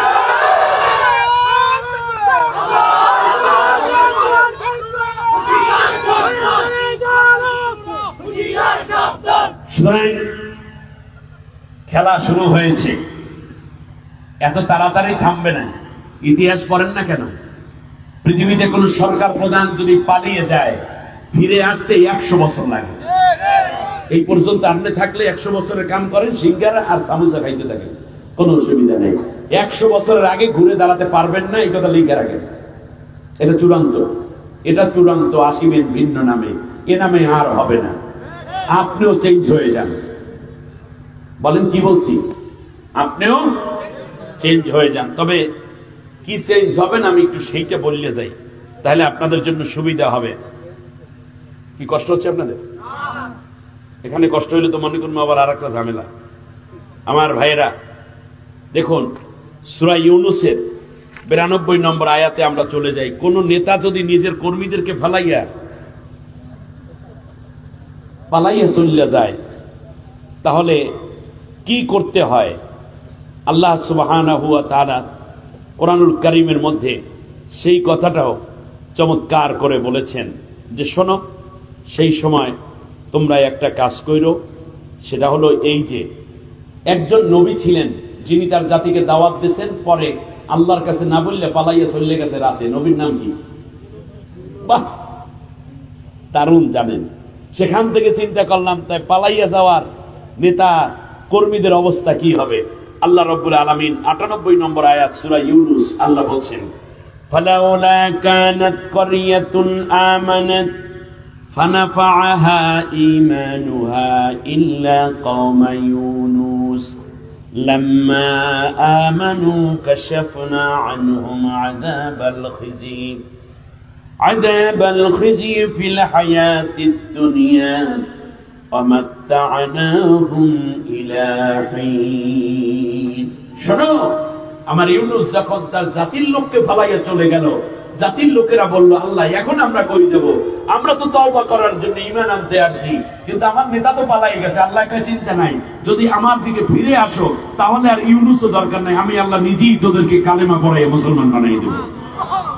সুতরাং ফিরে আসেন আল্লাহর দিকে, দুর্নীতিবাজদের দিকে আর না, জিনাকারদের দিকে আর না, খুনি দলটির দিকে আর না, যারা চুরি করে, যারা আলেমদেরকে হত্যা করে, নির্যাতন করে, মুসলমানদের হাতের মধ্যে যারা হাত করা পড়ায়, ডাকাত এবং খুনির রশি যারা আলেমদের হাতে পড়ায়, তাদের সাথে আপনি মুসলমান হিসাবে কোন সম্পর্ক থাকার অধিকার না হয়। সুতরাং আসুন, তওবা করে ফিরে আসুন আল্লাহর কোরআনের দিকে, তাহলে আপনার জন্য হয়তো আল্লাহর ক্ষমা আছে। আর না হলে ওদের সাথে সম্পর্ক রাখার কারণে মাইয়াশফা শাফাতান সাইয়্যাতান ইয়াকুল্লাহু কিফলুম মিনহা, যারা অন্যায়ের সাথে সম্পর্ক রাখবে আমি আল্লাহ অন্যায়কারীর সমান গুনাহ ওদের আমলনামায় লিখে দেব। এখন মাঝে মাঝে শোনা যায় আমাদের দেশপ্রেমের পরাকাষ্ঠায় যেই দলটি সবচেয়ে বেশি উত্তীর্ণ হলো বাংলাদেশ জাতীয়তাবাদী দল বিএনপি, তাদের দুই একজন নেতার মুখ থেকে এখন ওদের দুর্গন্ধের মতো কথাবার্তা মাঝে মাঝে শুনতে পাই। সাবধান, এই জাতি যদি একবার টের পায়, আবার বলি এই জাতি যদি একবার টের পায় আপনাদের সম্পর্ক কাউদের সাথে আছে, তাহলে মনে রাখবেন ওদের পরিণতি যা হয়েছে আপনাদেরকে তার চেয়েও বেশি ঘৃণা করে। আল্লাহ রাব্বুল আলামিন বলেন, 6 প্রশ্নের জবাব নেয়ার জন্য বান্দা বান্দিরা রে, নারী হও পুরুষ হও, যদি মুমিন হও তাহলে সবাই মিলে 6 দফা বাস্তবায়ন করবা। সুবহানাল্লাহ। কার নির্দেশ? জামালউদ্দিনের, মাহফিল কর্তৃপক্ষের। কার অর্ডারটা? কার? মানতে সবাই রাজি আছেন নি? আল্লাহ কবুল করুন।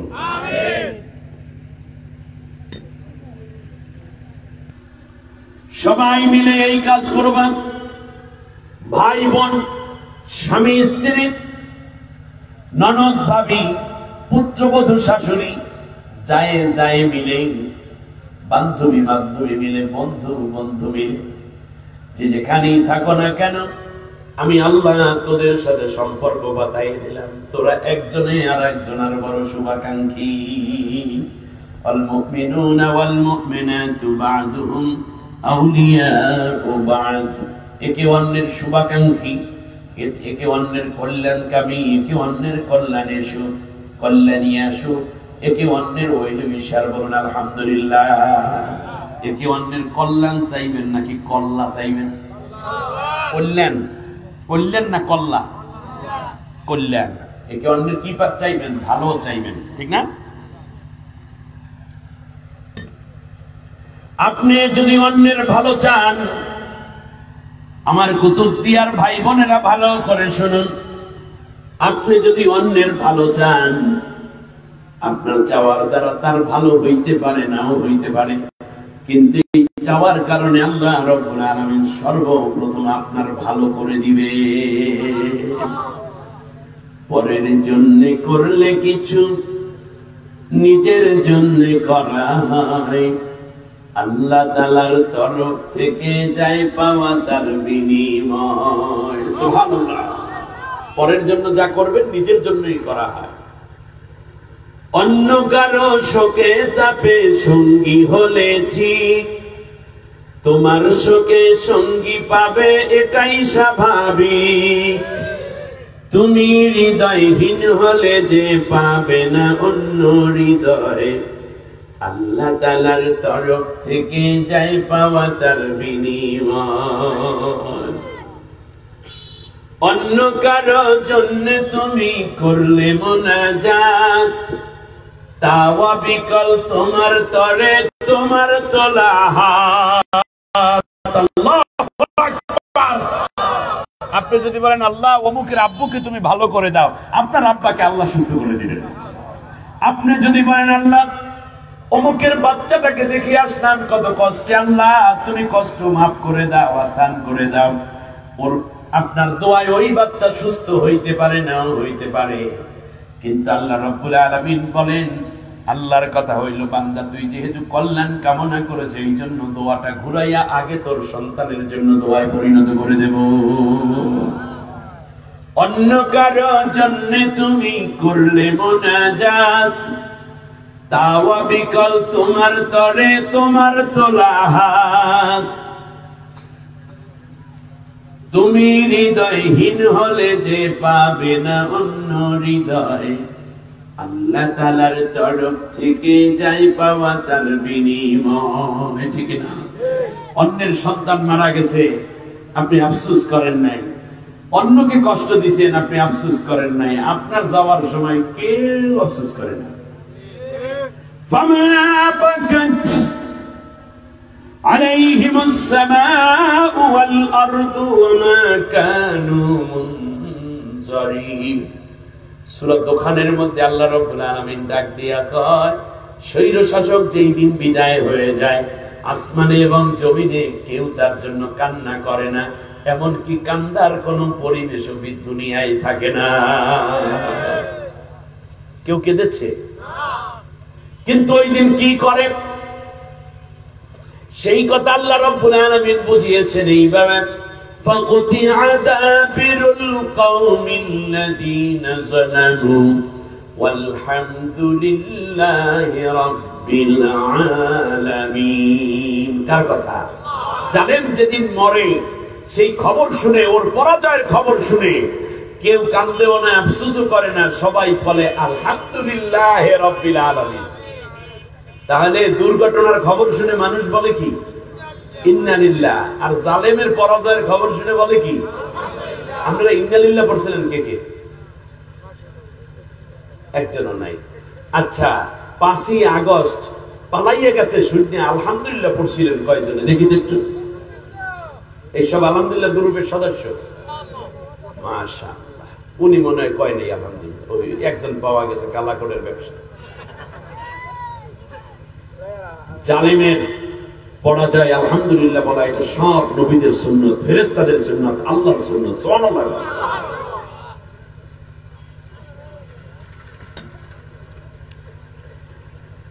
আল্লাহ রাব্বুল আলামিন বলেন, নারী পুরুষ সবাই মিলে কল্যাণ কামনা করবে নাকি কল্যাণ? স্বামী স্ত্রীর জন্য দোয়া করবে, স্ত্রী স্বামীর জন্য দোয়া করবে। সুবহানাল্লাহ। ভাই বোনের জন্য কল্যাণ কামনা করবে, বোন ভাইয়ের জন্য, প্রতিবেশী প্রতিবেশীর জন্য, খালাতো ভাই আর এক খালাতো ভাইয়ের জন্য বোনের জন্য দোয়া করবে, সবার জন্য দোয়া করবে, সবার জন্য ভালো কামনা করবে। এখন একজনের জমি আর একজনের দখল করে আর কয় আল্লাহ তুমি ওরে বেশি কইরা ভালো দিও, তাতে কি জায়েজ আছে নাকি? ভালো মানে কল্যাণ কামনা করার প্রমাণ দিতে হবে কাজে, ঠিক আছে কিনা? একটু উপকার করার প্রয়োজন হলে উপকার করবেন। এখন কি করবে? আপনি দেখেন রাসূল সাল্লাল্লাহু আলাইহি ওয়াসাল্লামের উপকার করেছেন তার স্ত্রী খাদিজা রাদিয়াল্লাহু তাআলা। গভীর রাতে আল্লাহ নবী সাল্লাল্লাহু আলাইহি ওয়াসাল্লাম এসে দরজায় নক করতেন। কি আল্লাহ নবী দরজায় নক করার সাথে সাথে রাত 2টা, 2:30, 3টা নাই, দরজাটা খুলে দিতেন খাদিজা। একদিন নবীজি জিজ্ঞেস করলেন, খাদিজা এই দরজায় টুক দেই সাথে সাথে খুলে দাও প্রতি রাতে, তুমি কি ঘুমাও না? কয় না রাসূল, আপনি ঘরের বাইরে থাকেন, চারদিকে কত কাফেরেরা, আমি খাদিজা যদি ঘুমাইয়া যাই আর যদি আপনি একবার নক করে দরজা খুলে দিতে না পারি, দ্বিতীয়বার যদি নক করা লাগে, তাহলে আল্লাহর কাছে কিয়ামতের দিন কি জবাব দেব? যখন জিজ্ঞেস করবে আমার রাসূলকে ঘরের বাইরে রেখে আরামের বিছানায় কেমনি ঘুমাইছে, একদিকে আপনার মহাব্বত আর একদিকে আল্লাহর ভয় নিয়ে দরজার সাথে পিঠ লাগাইয়া দাঁড়াইয়া থাকি, এক ডাকে যেন দরজা খুলে দিতে পারে। আল্লাহ নবী সাল্লাল্লাহু আলাইহি ওয়াসাল্লাম হেরা পাহাড়ে যেতেন, আপনারা জানেন। খাদিজা রাদিয়াল্লাহু তাআলা আনহা ওই পাহাড়ে খাবার নিয়ে পৌঁছে দিতেন। 3-3.5 মাইল রাস্তা, 3500 ফিট উঁচা হেরা পাহাড়। বৃদ্ধা এক নারী আঁচলের নিচে করে নবীর জন্য খাবার নিয়ে, নবীজি বলেন আমি একসাথে 3-4-5 দিন পর্যন্ত হেরা পাহাড়ে থাকতাম, আমার খাদিজা আমাকে এক বেলা উপবাস রাখতো না। সুবহানাল্লাহ। তখন তো এত ভালো রাস্তাও ছিল না। ৩,৫০০ ফিট উঁচু, আপনি চিন্তা করতে পারেন? আমার মতো যুবকের উঠতে গিয়ে রান উরু পায়ের গোড়ালি ব্যথা হয়ে গেছে। 2 বার বিশ্রাম নিছি, মাঝে মধ্যে আবার ওরা একটু খাবার পানীয় ডিম কলা এগুলো বিক্রি করে পাহাড়ের ফাঁকে ফাঁকে, এগুলো আবার খাইয়ে তারপর আবার শুরু করি। কিন্তু পরের দিন যে কত ব্যথা হয়েছে শরীরে তা তো আর কেউ বলে না। সবাইকে পাহাড়ে উঠছি, কিন্তু এরপর কি হয়েছে তার খবর নাই। আমার ভাইয়েরা, সেই প্রায় 55 বছর বয়সের এক বৃদ্ধা নারী নবীর মায়ায় খাবার নিয়ে হেরা পাহাড়ের পাশে হাজির। কবি বলেন, দুনিয়ার মানুষ তোমরা মনে করেছো খাদিজা বুঝি ওই পাহাড়ে বেয়ে বেয়ে উঠতো, আসল বিষয় এটা নয়। খাদিজা যখন খাবার নিয়ে পাহাড়ের কিনারে যেতেন, সাথে সাথে খাদিজার সম্মানে ৩,৫০০ ফিট উঁচু পাহাড় সমপরি হয়ে যেত। অন্য কবি বলেন, না রে দুনিয়ার মানুষ, পাহাড় তো পাহাড়ের মতোই ছিল, কিন্তু নবীজি যখন নবীজিকে পাওয়ার জন্য খাদিজা এত বেশি ভালোবাসতেন নবীকে, হযরতে খাদিজার ভালোবাসার উচ্চতা ছিল পাহাড়ের চাইতে 1000 গুণ বেশি উঁচা। ভালোবাসার মাপের কাছে পাহাড়টা খুব ছোট মনে হতো। এক দৌড়ে নবীর কাছে খাদিজা চলে যেতেন, একটুও কষ্ট লাগতো না। যেদিন খাদিজা ইন্তেকাল হবেন, নবী সাল্লাল্লাহু আলাইহি ওয়াসাল্লাম পাশে বসা, খাদিজার চোখ দিয়ে পানি ঝরছে, নবীর হাতের মধ্যে হাত। বলল, ইয়া রাসূলুল্লাহ, স্বামী আমার, আমি তো মরে যাচ্ছি, আমার নাকের মধ্যে এখন জান্নাতের সুঘ্রাণ পেতেছি। সুবহানাল্লাহ। স্বামী আমার, আপনার সাথে তো আর দীর্ঘ সময় থাকার সুযোগ হলো না, আপনি আমার জানাজাটা পড়াবেন। আপনি কবরের আযাবের কথা বলেছেন, অত আযাব আমি সহ্য করতে পারবো না, আপনি মাটির কবরকে একটু বুঝাইয়া বললেন। আর মুনকার নেকিরের সওয়ালের জবাব আমি যদি না পারি, আমার পক্ষ থেকে আপনি দেওয়ার ব্যবস্থা করবেন। সুবহানাল্লাহ। নবীজি বললেন, খাদিজা তুমি কি বলছো? বলল, হ্যাঁ, আমাকে চলে যেতে হচ্ছে, আমি আর বাঁচবো না, আল্লাহর হাতে আপনাকে সুপর্দ করে গেলাম। নবীজি সাল্লাল্লাহু আলাইহি ওয়াসাল্লাম যতদিন খাদিজা ছিলেন, নবীজি ততদিন অন্য কোনো বিয়ে করেননি। সুবহানাল্লাহ। অথচ বয়সের ব্যবধান অনেক, কোথায় 40 বছর, কোথায় 25 বছর। আর এর আগে 2 বার খাদিজা রাদিয়াল্লাহু আনহার বিয়ে হয়েছিলেন, যেই 2 ঘরে সব মিলে 7টা সন্তান আছে। এরপরেও নবীকে এত ভালোবাসতেন, নবী এত ভালোবাসতেন। সুবহানাল্লাহ বলবেন না আপনারা? আরবের মানুষেরা বলতো খাদিজা তো তাহেরা, খাদিজা পবিত্র এক নারী। চরিত্র, মাধুর্য, জ্ঞান, বিজ্ঞানে এত বেশি তিনি গুণবতী ছিলেন, মানুষেরা মুগ্ধ হয়ে যেতেন। বিশাল অর্থ সম্পদ নবীকে লিখে দিয়েছেন, রাসূল এগুলো আপনি আল্লাহর পথে ব্যয় করেন, আমার কোনো দাবি নেই। সুবহানাল্লাহ। আমার বন্ধুগণ, এই যে বড় মাহফিলটা সাজানো, একটা মহিলা সমাবেশ করাই, আমি একটা পরামর্শ দিয়ে গেলাম, মা বোনদের উদ্দেশ্যে, শুধু মা বোনেরাই ওয়াজ শুনবে, এইরকম একটা মহিলা সমাবেশ করাই। দেখবেন মা বোনদেরকে নসিহত করলে আসলে অনেক উপকার। আমাদের ফ্যামিলিগুলো নষ্ট হয়ে যাচ্ছে। এবার খেয়াল করুন, আল্লাহর নবী জানাজা পড়াইয়ে কবরে রাখার আগে নবী কবরের মধ্যে শুয়ে পড়লেন, নিজে বললেন, মাটির কবর, কষ্ট দিলে আমাকে দিস, খাদিজাকে দিস না। সুবহানাল্লাহ। একে অন্যের কল্যাণ কিভাবে কামনা করে। সওয়াল জবাবের জন্য বসে আছে নবী খাদিজা কবরের মধ্যে। জিবরিল আমিন অনেকক্ষণ পরে এসে বলল, ইয়া রাসূলুল্লাহ আপনি এখানে কেন? বলে, আমার খাদিজা। বলছে, হ্যাঁ, এটা আল্লাহ তাআলাও জানাইছেন সব ফেরেশতাকে যে খাদিজা ইন্তেকাল হয়েছে। এর মানে খাদিজার ইন্তেকালের খবর আল্লাহ তাআলা ফেরেশতাদেরকে জানিয়ে দিয়েছেন। সুবহানাল্লাহ পড়বেন আপনি? মুনকার নেকিরের সওয়ালের জবাব। বলল, ইয়া রাসূলুল্লাহ আপনারও দেওয়া লাগবে না, খাদিজারও না। খাদিজার কাছে মুনকার নেকিরের সওয়ালের জবাব নাই। যেই নারীর জন্য নবী কান্দে, যেই স্ত্রীর উপরে স্বামী এত খুশি, যেই স্বামী সন্তুষ্টি অর্জন করেছে, এমন স্ত্রী কবরে আসলে তাদের মুনকার নেকিরের সওয়ালের জবাব তার দেওয়া লাগে না, আল্লাহর তরফ থেকে জবাবের ব্যবস্থা হয়ে যায়। এজন্য নবী বলেছেন, যেই নারী আমার কাছে 4টা কাজের জামিনদার হবে, আমি মুহাম্মদুর রাসূলুল্লাহ তার জন্য বেহেশতের জামিনদার হব। সম্মানিতা মা বোনেরা, আমাকে আসার সময় আমার ভাই বলেছেন যে এখানে মহিলাদের জন্য স্যাটেলাইটের মাধ্যমে দেখানোর ব্যবস্থা আছে। হ্যাঁ, আলহামদুলিল্লাহ, সেখানে প্রজেক্টরের মাধ্যমে দেখানো হচ্ছে বিধায় আমি আপনাদেরকে বলছি শুনুন, নবীজি বলেছেন তুমি 4টা কাজের জামিনদার হবে আমার কাছে, আমি তোমার জন্য বেহেশতের জামিনদার হব। 1 নম্বর হচ্ছে তুমি দৈনিক 5 ওয়াক্ত নামাজ পড়বে। মা বোনেরা, নামাজ কাজা করবেন না, কারণ কবরে আপনার সংসার যাবে না, ছেলে মেয়ে স্বামী কেউ যাবে না। মাগো বোন, আপনার কবরে আপনারই যেতে হবে। অতএব ঠিকঠাক মতো 5 ওয়াক্ত নামাজ ওয়াক্ত মতো পড়ে ফেলবেন। দ্বিতীয় হলো রমজানের রোজা রাখবে। তৃতীয় হলো স্বামীর অনুগত থাকবে, স্বামীর খেদমত করবে। আয়েশা হযরতে ফাতেমা রাদিয়াল্লাহু তাআলা আনহাকে যেই দিন আলীর হাতে নবীজি তুলে দিচ্ছেন, সেই দিন ফাতেমাকে কাছে ডেকে সান্ত্বনা দিলেন। ফাতেমা কান্না করছে, কারণ আজকে মায়ের বাবার ঘর ছেড়ে চলে যাচ্ছে এই শোকে। স্বাভাবিকভাবে মেয়েরা কান্না করে একটু, ঠিক না? এতদিনের মায়া। যদিও আলী রাদিয়াল্লাহু তাআলা কাছের মানুষ, ওই পরিবারই লালিত। এরপরেও রাসূল সাল্লাল্লাহু আলাইহি ওয়াসাল্লাম বললেন, শোনো ফাতেমা,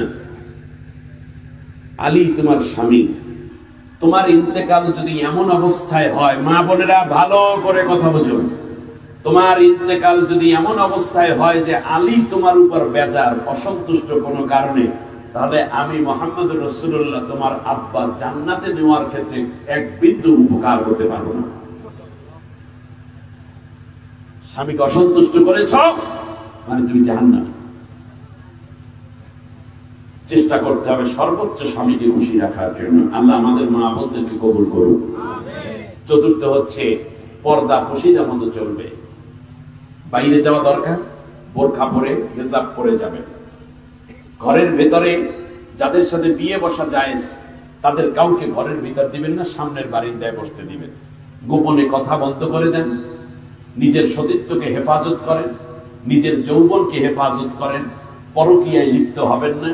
জেনা, ব্যভিচার কিংবা আড্ডা দিয়ে অন্য পুরুষের মন আকৃষ্ট করবেন না, তাহলে আপনি জাহান্নামে যাবেন।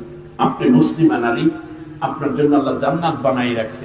দুনিয়ার জীবনে ধৈর্য ধরুন, আল্লাহ আপনাকে জান্নাতের ব্যবস্থা করে দিবেন।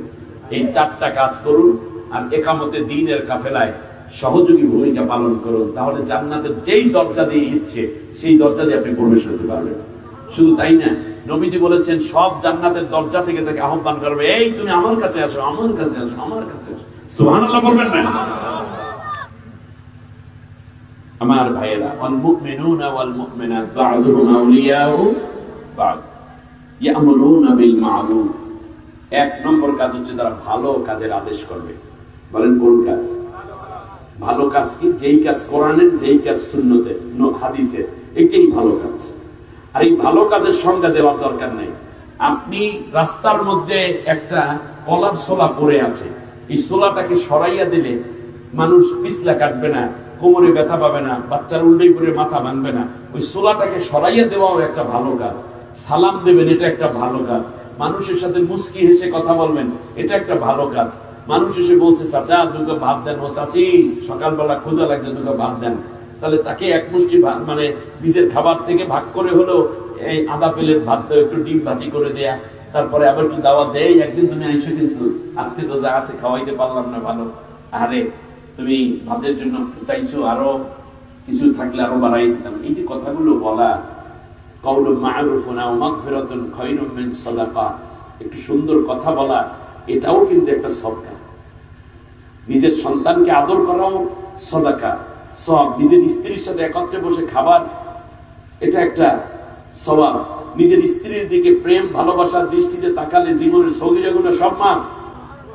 মুসাফা করলে সগীরা গুনাহ মাফ। অন্য মেয়ের হাত ধরলে কবিরা গুনাহ। আর নিজের স্ত্রীর সাথে মুসাফা করলে 2 হাত আলাদা হওয়ার আগে আল্লাহ সব গুনাহ মাফ করে দেন। খেয়াল করেছেন আপনি? আপনার স্ত্রীকে লোকমা জড়াই একটা লোকমা খাওয়াই দেন, দেন এরকম কয়জনে দেন? এই একজন আছে মাশাআল্লাহ, আর কেউ নাই এরকম। এটার আপনারা মনে করছেন হাসির বিষয়, অথচ এটা নেকের বিষয়। নিজে প্লেটের মধ্যে লইয়া তারপরে সুন্দর করে স্ত্রীর মুখে খাও। কিসওয়াত ওয়া আতুহুন্না কিসওয়াতুন, কিসওয়াত মানে লোকমা। আজ থেকে বউরে ভাত খাওয়াইয়া দেবেন, এই রাত্রে যেই তোর পাবেন না ভাত, কাল সকালে নাস্তা, ঠিক আছে কিনা? কষ্ট করে ভাবি রান্না বান্না করবে, চাচি রান্না করবে, কিন্তু আপনি বিসমিল্লাহি আলা বারাকাতিল্লাহ, তোমার তাহলে বিসমিল্লাহ মিল্লাতে রাসূলুল্লাহ কইলেন, হুজুরে শিখাইতেছে, তো আল্লাহ জানে, মহাব্বত বেড়ে যাবে। এইগুলো সন্তানরা দেখা বলবে আব্বু আম্মু ভালোবাসা বেশি, অতএব আমাদের ফ্যামিলি গুলো আমরা এইরকম করবো, ঠিক না? আমাদের দেশে একটা ভিন্ন রেওয়াজ আছে। সেটা হচ্ছে কি, বুড়া যখন হয়ে যায়, ছেলে মেয়ে বড় হয়ে গেছে, নাতি নাতিন হয়ে গেছে, এখন বুড়া একেবারে সামনের বারিন্দা আর বুড়ি একেবারে পিছের বারিন্দার পরে একটা ছোট্ট দোসালা বানাই দিয়েছে, ওইটার মধ্যে বুড়া এখানে কাশে আর বুড়ি ওখানে কাশে। এইটা হবে না। জীবনের শেষ মুহূর্ত পর্যন্ত বুড়া বুড়ি দুইজন একসাথে ঘুমাইবে, এটা নবীর সুন্নাত। এটা কি মনে থাকবে? ব্যাস।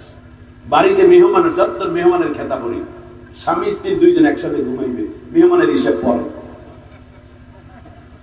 ভাল লাগে না এই কথাটা? ভাল লাগে না? কিসের মেহমান? বউটা এইরকম বানাইবে যে আপনার ছাড়া না ঘুমে, আমাদের বিস্তার রেডি, এরপর যদি বোনাস কিছু থাকে তাই অন্যরা ঘুমাইবে। এর অর্থ এই না মেহমান তারাই দেন, মানে নিজেদের ব্যবস্থা ওইভাবে করে রাখবেন, ঠিক আছে কিনা? ইয়ামুরুনা বিল মা'রুফ, ভালো কাজের আদেশ করবে। ক্লাসমেটকে ভালো কাজের আদেশ। দোস্ত চলো রাস্তাটা পরিষ্কার করি, বন্ধু চলো আজকে একদিন 10 জনে মিলে 10টা রুটি 10টা কলা কিনে 10 জন ভিক্ষুককে দেই। বন্ধু চলো আজকে এই এক সপ্তাহ বসে আমরা সূরা আর রহমানের 5 আয়াত মুখস্থ করে আগামী বৃহস্পতিবার সবাই সবাইকে শোনাবো। ঠিক আছে না? এরকম হইতে পারে না? পারে। দোস্ত আমাদের ক্লাসে যে 5 বন্ধু আছে, ওদের কাগজ কলম নেই, চলো আমরা আমাদের আব্বুদের কাছ থেকে টাকা এনে ওদেরকে একটা খাতা একটা করে কলম কিনে দিই। হই হুল্লোর কারণে আজকে দেখেন মিরপুর স্টেডিয়ামে বিপিএল কি ক্রিকেট খেলা নাকি শুরু হয়েছে। এইগুলাই হয়তো কি আগে হতো হই হুল্লোর ঢাকঢোল, এমনকি ভারত থেকে নর্তকী এনে নাচানো হতো, ঠিক না বলে? খেলার জায়গায় খেলা আছে, কিন্তু গ্যালারি থেকে নারায়ে তাকবীর, আল্লাহু আকবার, বাংলাদেশ বাংলাদেশ জিন্দাবাদ জিন্দাবাদ স্লোগান শুরু হয়ে গেল। সুবহানাল্লাহ। আমার দেশে ছিল জয় বাংলা ছোড়া। জয় বাংলা হচ্ছে আমাদের স্লোগান নয়, এটা ভারত থেকে আনা। জয় শ্রী, জয় রাম, জয় কালী, জয় সীতা, সেখান থেকে জয়। আর বাংলা মানে বাংলাদেশ না, বাংলা মানে পূর্ব বাংলা পশ্চিম বাংলা সব এক করে ফেলার চিন্তা, নাকি না বল? হ্যাঁ, অতএব এই ধরনের দিন চলছে না। এখন থেকে নারায়ে তাকবীর, আল্লাহু আকবার, বাংলাদেশ বাংলাদেশ থাকবে। আল কোরআনের আলো সংসদে চলো, বলেন আমিন। পরিবর্তন আসছে, নতুন প্রজন্ম চাই কোরআনের একটি আলো নিতে। 54 বছর পর্যন্ত কম তো দেন নাই এই সরকার সেই সরকার। সোনার বাংলা, রূপার বাংলা, সবুজ বাংলা, স্বপ্নের বাংলা, রাষ্ট্রের বাংলা, হ্যাঁ কত বাংলা আমাদেরকে দেখাইলো, শেষকালে দেখলাম চোরের বাংলা। অতএব আগামীর বাংলা হবে আল্লাহর কোরআনের বাংলা, ঠিক না? এজন্য স্লোগান সব দল দেখা শেষ, আল কোরআনের বাংলাদেশ, ঠিক না বলেন? আল্লাহর কোরআন দিয়ে দেশ চললে আমরা সবাই ভালো থাকবো। কত দলই তো দেখলাম, কমপক্ষে কোরআনটা একটু দেখি, কোরআনটা আসলে কেমন হয়, এইটার জন্য হইলো একবার আমাদের টেস্ট করা দরকার। আল্লাহ কবুল করুন, আমিন। ইয়ামুরুনা বিল মারুফ, এই যে শীত যাচ্ছে, তোমার ঘরে 5 সেট গরম পোশাক, তোমার ঘরে যেই মেয়েটা কাজ করে তার গায়ে একটা সিরা ফিনফিনে কাপড়, ঘরটা মুছে দেয় ঠান্ডা পানি দিয়ে, অথচ তার শরীরের মধ্যে ভালো কাপড় নাই। এই একটা কাপড় 2টা কাপড় সোয়াটার তারে দিয়ে দাও। ভালো কাজের আদেশ করো, খারাপ কাজে নিষেধ করো, মনে থাকবে। কিন্তু যারা মিথ্যে বলে, মিথ্যা বইল না, চুরি কইল না, এটা আমি বললে হবে না। ঘরের বউ যদি কয় তুমি যদি চুরি করো তাহলে থানায় গিয়ে আমি মামলা করব, চোর আর মাথা ঠান্ডা, ঠিক না? কয় প্রয়োজনে ভিক্ষা করে খাবো, পান বিক্রি করে রাস্তার পাশে বসে বসে খাবো, কিন্তু এরপরেও কোনোদিন চুরি করব না, হারাম খাবো না। যদি ঘরের বউরা ঠিক হইতো, আমার দেশে এই হাজার হাজার কোটি টাকার যে চুরি করছে এমপিরা একটাও চুরি করার সাহস পাইতো না, ঠিক না? আগে তো ছিল শুধুমাত্র শুনতাম পুরুষেরা দুর্নীতি করে, এখন দেখতেছি বড় বড় দুর্নীতিবাজ মহিলাও আছে, ঠিক না? এর মানে ওদের দলের লোক নারী আর পুরুষ নাই, ছাত্র আর ছাত্রী নেই, যেইটা ঢুকছে সেইটাই চোর হয়েছে। চোরের মনে পুলিশ পুলিশ।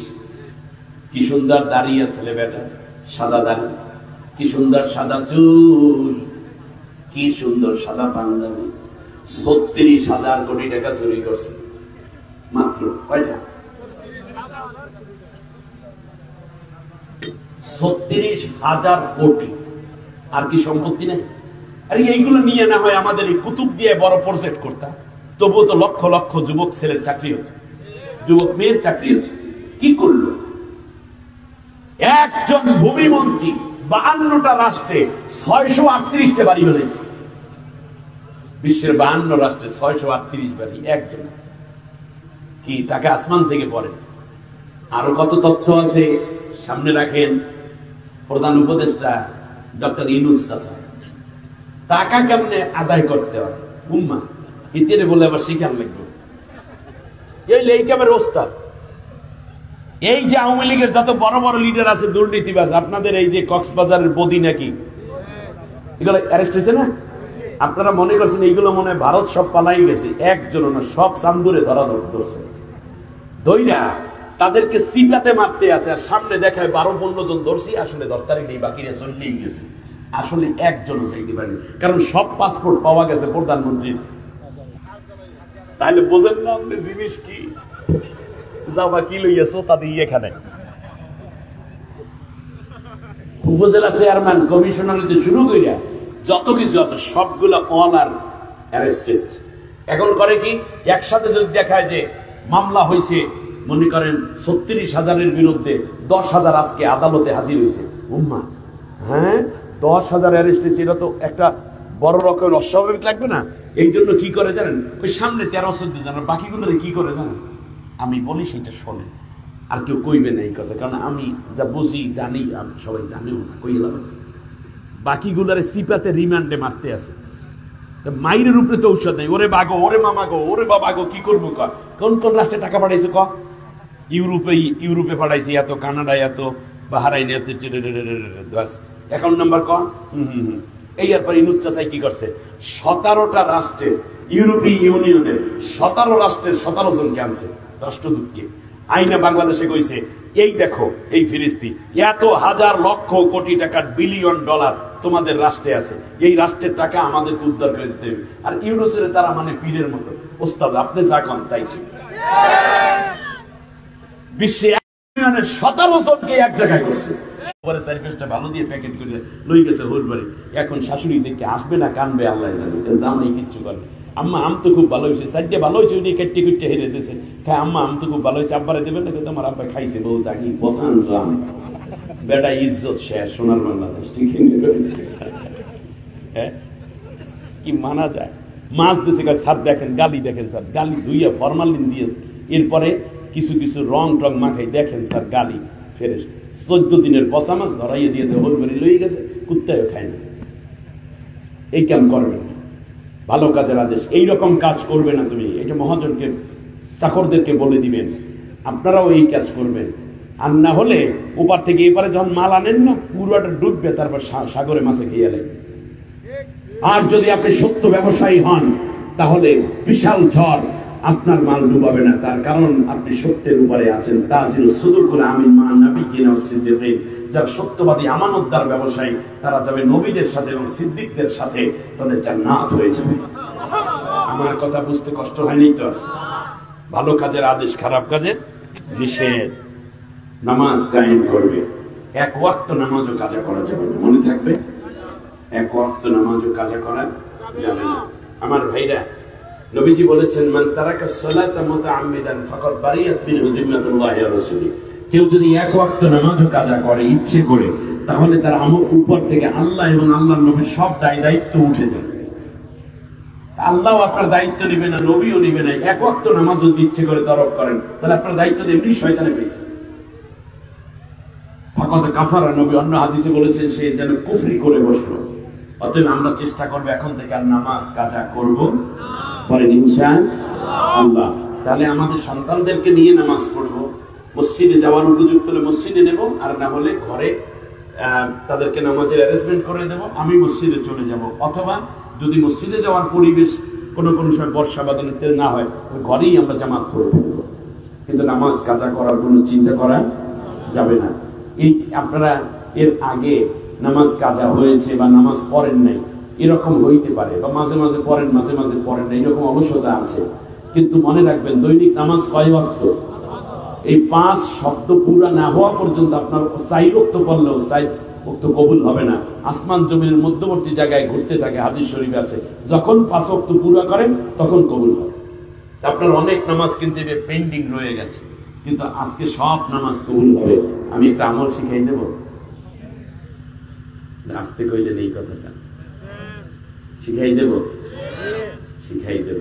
একটা তওবা করবেন শুধু, আল্লাহ জীবনে আর কোনোদিন নামাজ কাজা করব না, সত্যভাবে আর কোনোদিন নামাজ কাজা যেন কাজা না হয় আমার জীবনে। বলি এরকম আছে যে রাত 3টায় বাসায় পৌঁছেছি, 3:30 4টায়, 5টা সোয়া 5টায় নামাজের আজান হবে। এই সময়টুকু এত ক্লান্তি, শত শত কিলোমিটার দূর থেকে গিয়েছি, খাওয়া ঘুম এগুলো নাই, এরপরেও চিন্তা ঘুমাইলে নামাজটা কাজা হয়ে যাবে। এই সময়টুকু একটু এলোমেলো করে একটু খাবার দাবার খেয়ে একটু পানি খাই, একটু ঘুরি, একটু বসি, একটু বসি, যে না নামাজটা যেন কাজা হয়ে না যায়। এইরকম কষ্টে তো আর আপনারা এত কষ্টে পড়েন নাই, সুতরাং জীবনে পড়লেও আমরা নামাজ কাজা, নামাজ সবাই আগে তারপরে কাজ, ঠিক আছে কিনা? আমার সাথে আপনারা তওবা করতে পারেন যে জীবনে আর নামাজ তরফ করবো না, আল্লাহর কাছে এই ওয়াদা আমরা করতে রাজি আছি। আপনারা রাজি আছেন? একটু হাত দুইটা উঁচা করেন, শক্ত কইরা 2 হাত টান টান করেন আসমানের দিকে, শক্ত কইরা কন আল্লাহ। একটু ভালো করে বলেন আল্লাহ তোমার নামে ওয়াদা করছি, কসম করছি, শপথ করছি, যতদিন পর্যন্ত মালাকুল মাউত আমার শিয়রের পাশে না আসে ততদিন ফরজ নামাজ, ফরজ রোজা আর ছেড়ে দেব না, আর ছেড়ে দেব না। এবার উচ্চ আওয়াজে বলেন আল্লাহ এই ওয়াদার উপর আমার বাকি জীবন যাপন করার তৌফিক দাও, আমিন আমিন ইয়া রাব্বাল আলামিন। হ্যাঁ, কিছু করুন। এটা যদি আপনার জীবনের শ্রেষ্ঠ ওয়াদা হয় যে হ্যাঁ এটাই কথা, তাহলে জীবনের আগের নামাজ জনিত যত গুনাহ সব আল্লাহ মাফ করে দিবেন। শুধুমাত্র নামাজ গুনাহ মাফ করবেন না, আল্লাহ বলেন আইয়ুবাদদিলুল্লাহু সাইয়্যাতিহিম হাসানাত, ওই গুনার জায়গাটা আমি আল্লাহ তাআলা নেক দিয়ে ভরপুর করে দেব। নৌকায় আছেন, জালে আছেন, বস্তা টানতেছেন, মাছ টানতেছেন, কোনো কথা নাই, যে অবস্থায় আছেন ওযু করে আল্লাহু আকবার, জামা কাপড় যা আছে তা লইয়া আল্লাহু আকবার, সিজদায় যাইয়া কাঁদবেন আল্লাহ আমি একটা কৃষক মানুষ, আমি লবণের কৃষি কাজ করি, আমি ইটের ভাটায় কাজ করি, আমি মাছের বোঝাটা নেই, আল্লাহ আমি জেলে, কিন্তু আমি তো তোর গোলাম, তুই আমার মালিক, তোরে আমি বললে থাকতে পারি না। আল্লাহ তুমি আমার কবুল করো। আপনার চোখের পানি নাকের ডগায় আসার আগে আপনার কে জন্য আল্লাহ তাআলার রহমতের অজর দ্বারা ঝরঝর করে আপনার মাথার উপর পড়বে। মনে থাকবে? আল্লাহ আমাদেরকে কবুল করো, আল্লাহ আমাদের কবুল করো। ওয়ায়ুতুনা যাকাতা, আর যাকাত আদায় করবে, ওয়ায়ুতিউন আল্লাহ, আর আল্লাহর হুকুমের আনুগত্য করবে, ওয়া রাসূলহু, এবং রাসূলের পায়রবি করবে। সুবহানাল্লাহ বলবে। তাহলে আমরা 1 নম্বরে ভালো কাজের আদেশ, খারাপ কাজে এটা বাইরের না, ঘর থেকে শুরু করব, একেবারে নিজের ঘর থেকে শুরু করবেন এখন থেকে, ঠিক আছে কিনা? এরপরে নামাজ কায়েম, যাকাত যাদের উপর ফরজ যাকাত আদায়, আল্লাহর আনুগত্য মানে আল্লাহর কোরআনের বিধানের আনুগত্য করা, আর হলো রাসূলের আনুগত্য করা। পারা যাবে ইনশাআল্লাহ। রাসূলের আনুগত্য স্বরূপ আজকে আমি আপনাদেরকে একটা ছোট্ট ওয়াদা করাবো, আপনারা কি রাজি থাকবেন? আগে দাড়ি রাখলে মৌলবাদী কইতে, এখন তো আর সমস্যা নাই। দাড়ি এমন একটা সুন্নাত, আমি যেদিন মরে যাব সেই দিন আমার বড় পাঞ্জাবিটা গায়ে থাকবে, টুপিটা মাথায় থাকবে, মিসওয়াকটা সাথে যাইবে, যাইবে না, ঢিলাকুলুক সাথে যাইবে, যাবে না। কিন্তু একটা সুন্নাত এরকম যেটা একেবারে কিয়ামতের দিন পর্যন্ত, নবী সাল্লাল্লাহু আলাইহি ওয়াসাল্লাম পর্যন্ত, আল্লাহর কাছে পর্যন্ত লইয়া যাওয়া যায়, সেটার নাম হলো দাড়ির সুন্নাত, ঠিক আছে কিনা?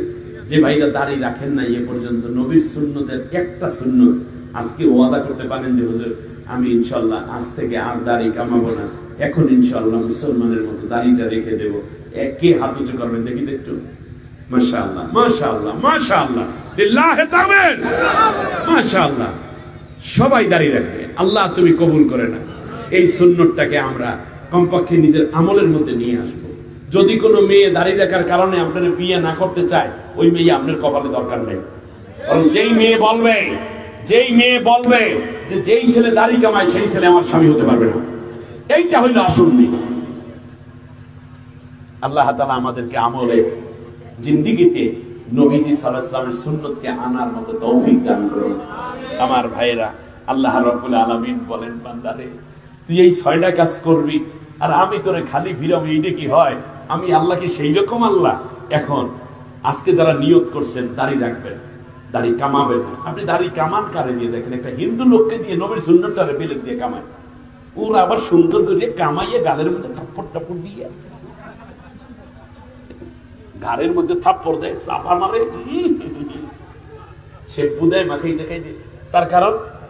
তার কারণ করছে কি আপনাকে? আর বর্তমানে দাড়ির কারণে প্রমোশনও থাকবে না ভাই, কি কর?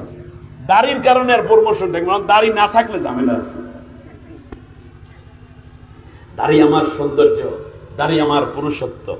এমনকি দাড়ি হচ্ছে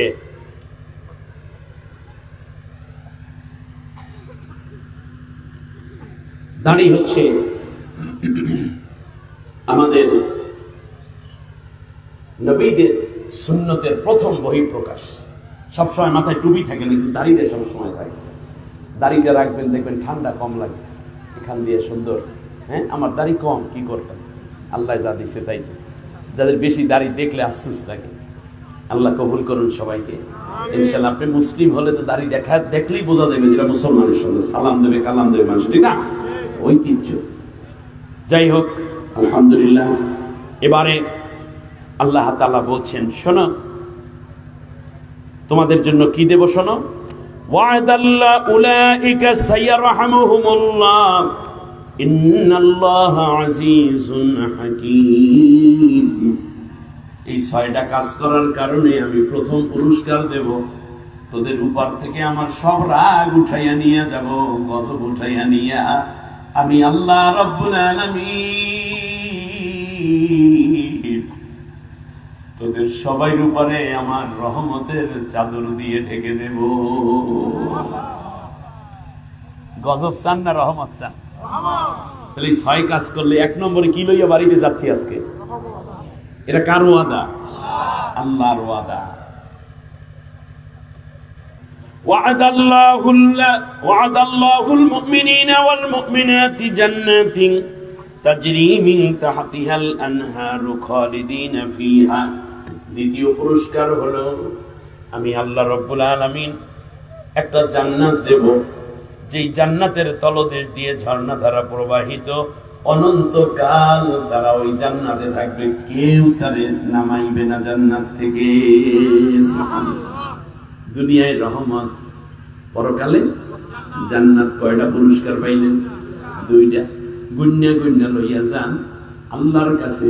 এই বাড়িতে যাইয়া চট করে শুইয়া পড়বেন না, বরং আপনি একটু নামাজ পড়ে 2 রাকাত তাহাজ্জুদ হইল কইরা সিজদার মধ্যে যাইয়া কইবেন, আল্লাহ এখন থেকে 6টা কাজ করব, বিনিময়ে 6টা পুরস্কার দিয়ে আমারে ধন্য করে দিও।